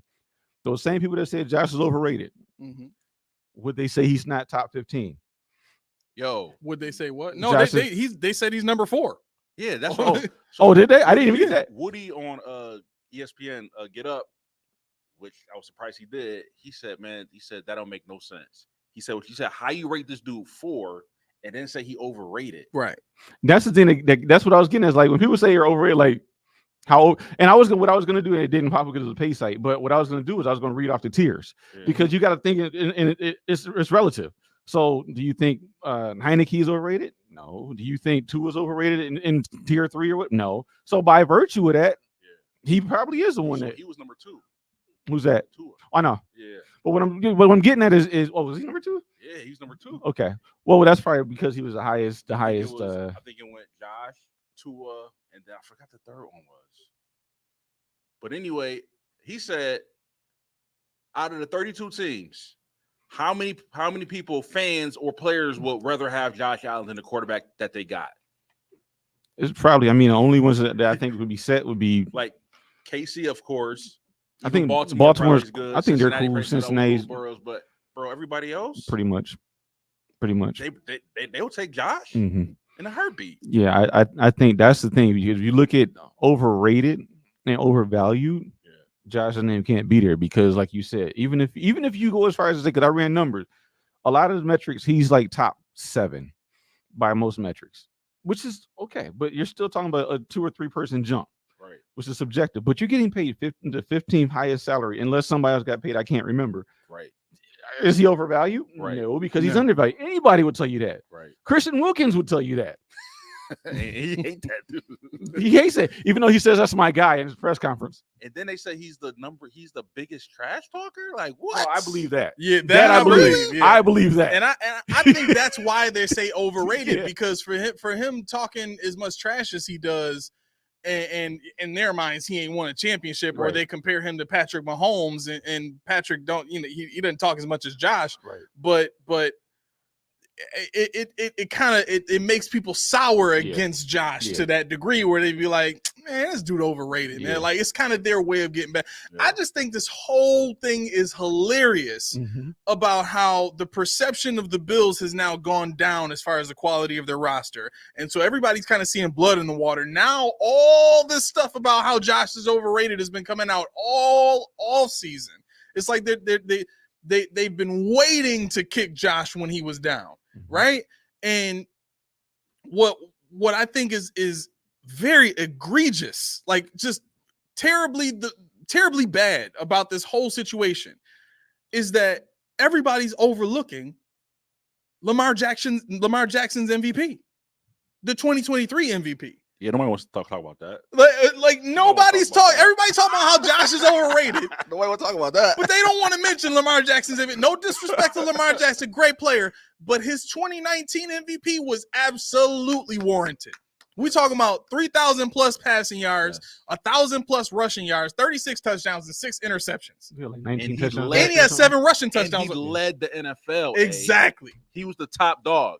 You want to know where he was? He had 19 touchdowns, passing touchdowns like that this year. Yeah, what? Like 19 passing I'm touchdowns. about to tell you. Something like that. In 2023, he threw for 3,678 yards, right? He had 24 touchdowns. Oh yeah, 24. He had five rushing touchdowns. Don't you laugh over there. What'd you say? I said, don't you laugh over there. Bro, what'd you say before that? I said, no, I said, oh, I forget now. He thought he had 19. Oh, he had 24. Oh, yeah. You're right. Now, what's funny about this, let me read you all the names that were in front of Lamar Jackson with this MVP vote, right? Tua, Goff, Dak, Allen, Purdy, Mahomes, Love, Stroud, Baker. What? All had more passing yards than Lamar Jackson, right? Wow. Here's who had more touchdowns than Lamar Jackson. Dak, Jordan Love, Brock Purdy, Jared Goff, Josh Allen, Tua, Baker, and Mahomes. All had more touchdowns than Lamar. All of them. Who had more rushing touchdowns than Lamar? Josh Allen and Jalen Hurts both had 10 more touchdowns than this dude had, but yet he gets the MVP. Why? Because his team wins 12 games. That's it. None of his other stats warrant him getting an MVP. You know what's funny? This is it. You know what's funny? Look at all of Josh's numbers by the years, his passing stats. Yep. If he had that this year, he'll be the laughing stock of the quarterback. Oh, he's terrible. He sucks. Look at how bad his numbers dropped. But these numbers were good enough to win MVP. Mm-hmm. But when he get them, oh yeah, you suck. Yeah. Right. And that's incredible to me. And I thought this is another thing. I didn't bring this up when we talked about the overrated Josh. This is another reason why I don't care. Because think about it. We were fans for the Super Bowl years, right? We all watched Super Bowl years. The first one, tough luck. Second one, man, y'all weren't prepared at all. No. Third one, what are you here for? What happened after the third one? We were the most hated. I bet you would ask most people in the U.S. in 93. I hope that team drops 35,000 feet out of the sky and just disappears from the face of the planet. But they're like, we're back. That's what they said, right? I'm back. So what is it? And things like that is like, that's why I don't care about lists and stuff like that, because what does it matter? If this ain't college, what does it matter? Because there's no AP polls. I don't care what you think about me. It's not about underdog. I'm paid to do what I'm paid to do. If I win games, I don't care if you like me or not. I'm gonna do it. Now, to your point about the underrated, the trash talk, absolutely. Well, you got to think about it too. With the flops, he was starting to flop. He was complaining to refs. He's doing this to people. He's doing this. See, now I can see that, but to me is his level of doing it. Like, he talks, but his level is like, it's not. I think he's sneaky. I think he's a sneaky cat. Well, he does, like you can see him kind of do it after he makes a play on somebody or run somebody over. I like that. Right. Like, that's okay. You just made a play. You can't talk stuff to them. Right. Hey, they don't let you spin the ball at people's feet and you get a first down. Well, that's the ref. I think Cam was a worse trash talker. Peyton Manning was a worse trash talker. Well, see, they wouldn't exist in this league though. Phillip Rivers, they wouldn't exist in this league. I'd say Phillip Rivers. Yeah, they wouldn't exist. I mean, they talk so much stuff, but this league, remember when they tried to? How do you enforce this? But remember when they said if they hear derogatory terms like the N-word or something like that, you get a personal foul. How do you enforce that? Right. You got helmets on. Right. Who said that? Right. You're getting a penalty. Right. Whoever said it is getting a penalty. How you know who said it? That's like the time we were at the Dolphins game where they're throwing snowballs. The next snowball, they kept throwing like y'all. That's where that ghost ref comes in with the all black. He's standing right behind dudes, right next to him, listening. Yo, I was scared. I was like, too. That's not right, man. Yeah. Because if I'm a Miami Dolphin fan, start throwing him on the field. Go right here. Right. Boom. Yep. Bills, penalize the right, Bills. Right. Like, that ain't right. Yeah. So I it's like one of those deals where they try to intimidate you or they talk.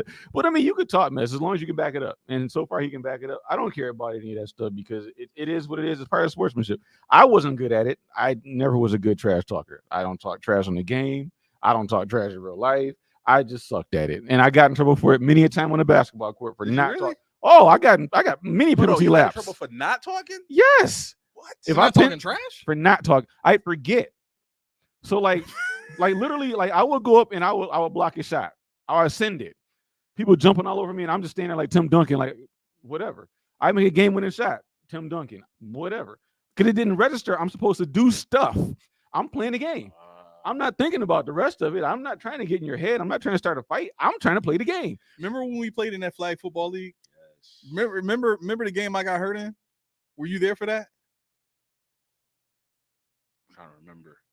I was playing safety. I got that pick, and the receiver, like, we jumped at the same time, but I got in front of him. I got the ball, and he grabbed me by my wrist, and he kind of slammed me down on my side, and I got the wind knocked out of me. Yeah. And I was down for a minute, right? Yeah. I was talking so much stuff to this receiver the whole game. But the crazy part was, like, it was true. Like, they never threw to this dude. The whole game I was covering him. They never, and I was telling you a decoy. I don't even know why you lining up. Like, you ain't getting the ball nowhere. Yeah, right. What And why he you hit you even with the running? key Just stand there. You ain't getting the ball. He hit you with that cane like, I guarantee he went back and said something to the quarterback because they switched him to the other side after like 3 plays of me talking stuff. They switched him to the other side and they threw. He ran a quarter route and I cut that bad boy off. I had the ball in my hands. Dude grabbed me by my wrist and slammed me down on my side. Wind knocked out of me. I was done for the game. Yo, this is flag, bro. Right. play for keeps. Yeah. They don't play. They don't play. They out there for blood. But we getting short on time, so whatever y'all want to cover, we got to cover it in the next 4 minutes. Yeah, I was just thinking. Let's see. He touched on the wide receiver. Kareem Jackson. You touched on Kareem Jackson. We got that. We got. Okay, I was at the UB game. Yeah, Laura, you're right. You never forget to talk trash. I still haven't replied to that message you sent me on fantasy football. Laura's and you co-signing over here. Yeah, I was doing it during the whole draft. Nobody was really talking. But yeah, so Joey Andreessen. If you think Andreessen is that dude, I challenge you to watch UB and tell me Sean Dolak ain't the second coming. Sean Dolak is a better linebacker than Joey Andreeson. Oh, I've heard that. Key, you talking big stuff right no, there, I'm not. man. No. Sean Dolak. No. This is how I know. Sean Dolak was the guy before Andreessen came like 2 years ago or 2 seasons ago. Really? Dolak actually left UB to go to Utah State because of the head coach we had. When Link was left or got fired, whatever happened, he came back. He actually was in Utah practicing. Came back. You know what he did yesterday? 11 tackles, 2 for a loss, 1 interception. Ooh. Dude is a monster. He is a monster. He actually, I think he won walk-on of the year when he first played for UB. So he's their best defensive player. That probably means we're not going to get him. If you draft him in the 6th round, as long as he plays special teams and only special teams, nothing else. Yeah. What if Joe Andreessen's like, yo, we need to draft this dude? Let me put it like this: if Dolak was on the team when Andreessen played, Andreessen wouldn't be. Really? And that's no slight on Joe. Dolak is that good. Yo, can he do both? Can he hit and cover? Yeah. Oh yeah. my gosh. I want him. Yeah. I want him. Look him up. Yeah. Oh yeah. Watch. Try to find film on him. Wait, what year is he in? I think this is 5th year senior, so he's coming out this year. Oh wow. Yeah. Okay. Yo, did y'all check out the Colorado game? I fell asleep on the end of it, but I did watch it. Yeah, I after Hunter got that last touchdown, they scored that. Like, that was a nasty catch, but I fell asleep after that. Yo, I took a melatonin. Yo, them boys. What's going on? Yo,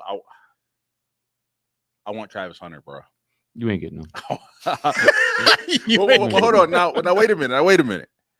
Do you think he'll go like high? Absolutely. They got him in top 10 right now. But remember, this ain't the SEC though. Mm-hmm. So like, is that gonna? Do you think that drop him? Not for him. But like, yo, that one catch though, as a wide receiver, dude, when he going to the pylon, he threw it the opposite way. Like, you want that ball here, he threw it this way. Mm-hmm. The receiver is here. Yeah. So he literally had to turn. I'm like, yo, mm-hmm. If that's me, now one thing, like, I didn't have elite speed, I wasn't strong, but I had pause. Oh, okay, you strong though. I had pause. Listen, okay, I had pause.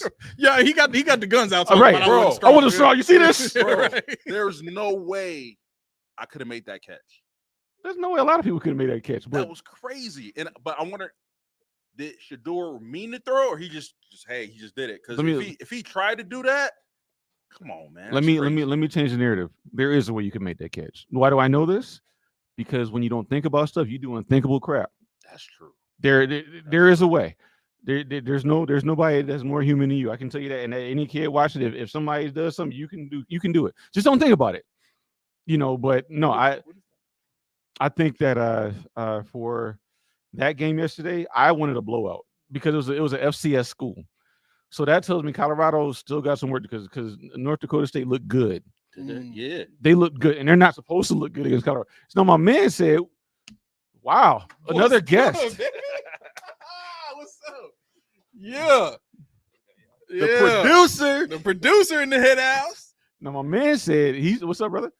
Why doesn't Deion go to he need to go to a big school? I said, why? He said, go to Florida State. I said, bro. I said, fam, normally I get it. But Deion has 42 transfers. He stole 5-star recruits. Yo. He stole, I don't care. He could have been in Anchorage. Yo, who's this running back they got? They got 2 running backs that look pretty good. I don't even know. Bro, they host they got 2 wide receivers that are going pro with Hunter. They got, but yo, he's playing both sides of the ball. Yeah, you've never watched Colorado? Like you never watched him before now? Wait. Okay, so let me ask you this. So you're an NFL team, right? No NFL team, I'd say in the modern era, has had a player play both sides of the ball. Would you let him do it? Knowing what you deal with in the NFL, would you let him do it? And if you're not going to let him do it, which side would you force him on? It depends on my roster. Okay. Yeah. For example, to me, the best receiver room right now, where I got like, I wouldn't say best, but a good one. I like San Francisco's. I like Houston's. So if I got guys like that, I may have him play both sides. You could go to Troy Brown route and use him when you need him. Right. That's what I'm saying. Or like remember they should do Deion. Mm-hmm. He was playing corner, but like, yo, if Irvin got hurt or Harper got hurt, yo, go run that 9. Exactly. Right. You know what I'm saying? Let's go fast. Yeah. Yeah. So but I don't know if I would count on him to do it like every game. He could. There's no way he could. That's too much. Too much running. That's way too much. He gas. In this league. Would you? You would do both or? No. Okay. I would put him at corner. I Corner. think him playing corner with those hands. Oh my God.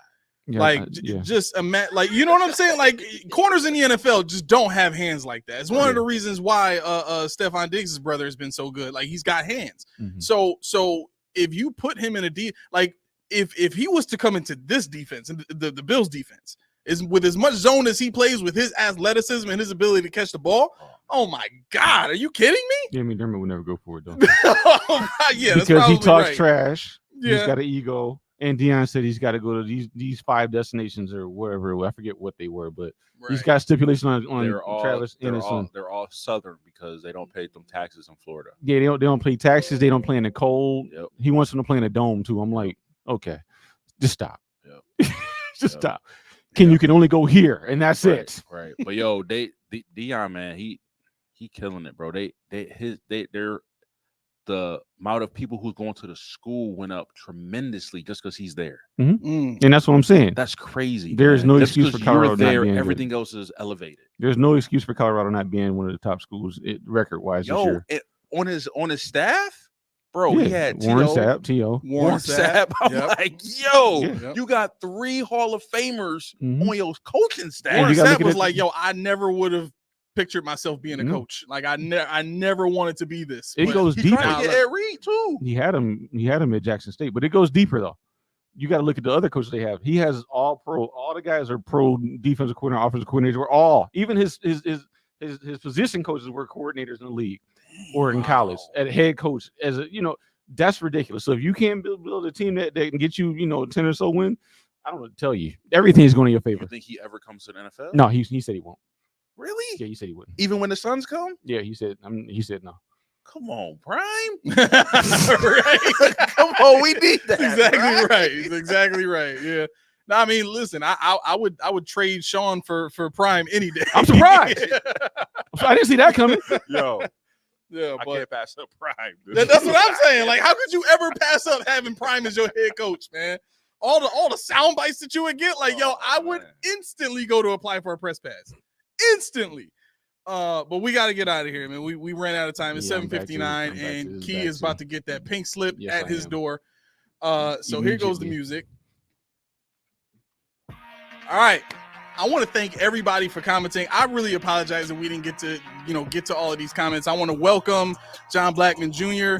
I want to also welcome Bill's Fever. And if I missed anybody else, if this is your first time commenting or joining us, welcome. You are now part of the family just because you tuned in. So hopefully you stick with us because it's going to keep getting better and better. Now that we're on the network channel, right? This is where we're supposed to be the whole time. But it took us some time to fight and get here. But nevertheless, we're here. We love it. And hopefully, we do bigger and better things from here on out. So with that being said, like, subscribe, hit that bell, make that thing so that you can get notifications when we send notifications and stay on top of us, right? Because we stay putting out stuff. You can get in contact with us. All of our social media links are in the description. You can hit us up and slide into our DMs. I don't know if people are still saying that nowadays. Probably just hip. Evidently not. Flag on the play. You do? Okay. Well, no, you're not. You're not weak because he just turned 13 and he's younger than you. So he looked at us like we crazy. Well, that's so true. We got a younger generation to check out now. You got a whole full-time job. So you said we. I don't know, brother. I don't know where you fall, but you might. I don't know. Okay. We say the same thing. We're still hip or whatever they call it these days. Okay. All right. Well, fair enough. But we got to get out of here because there's another podcast coming up after us that has a great guest on, and I want you guys to check that out. So I'm gonna let you guys go. Listen, Mondays and Fridays is when we're on 6 to 8 p.m. every single time, unless we specifically say we're going to do something different. And I'll put it in the community section. In the bylaws, yes. In the bylaws. So just keep an eye out for all that. But listen, thank you for tuning in. We will see you on Monday. Y'all have a great night. Peace.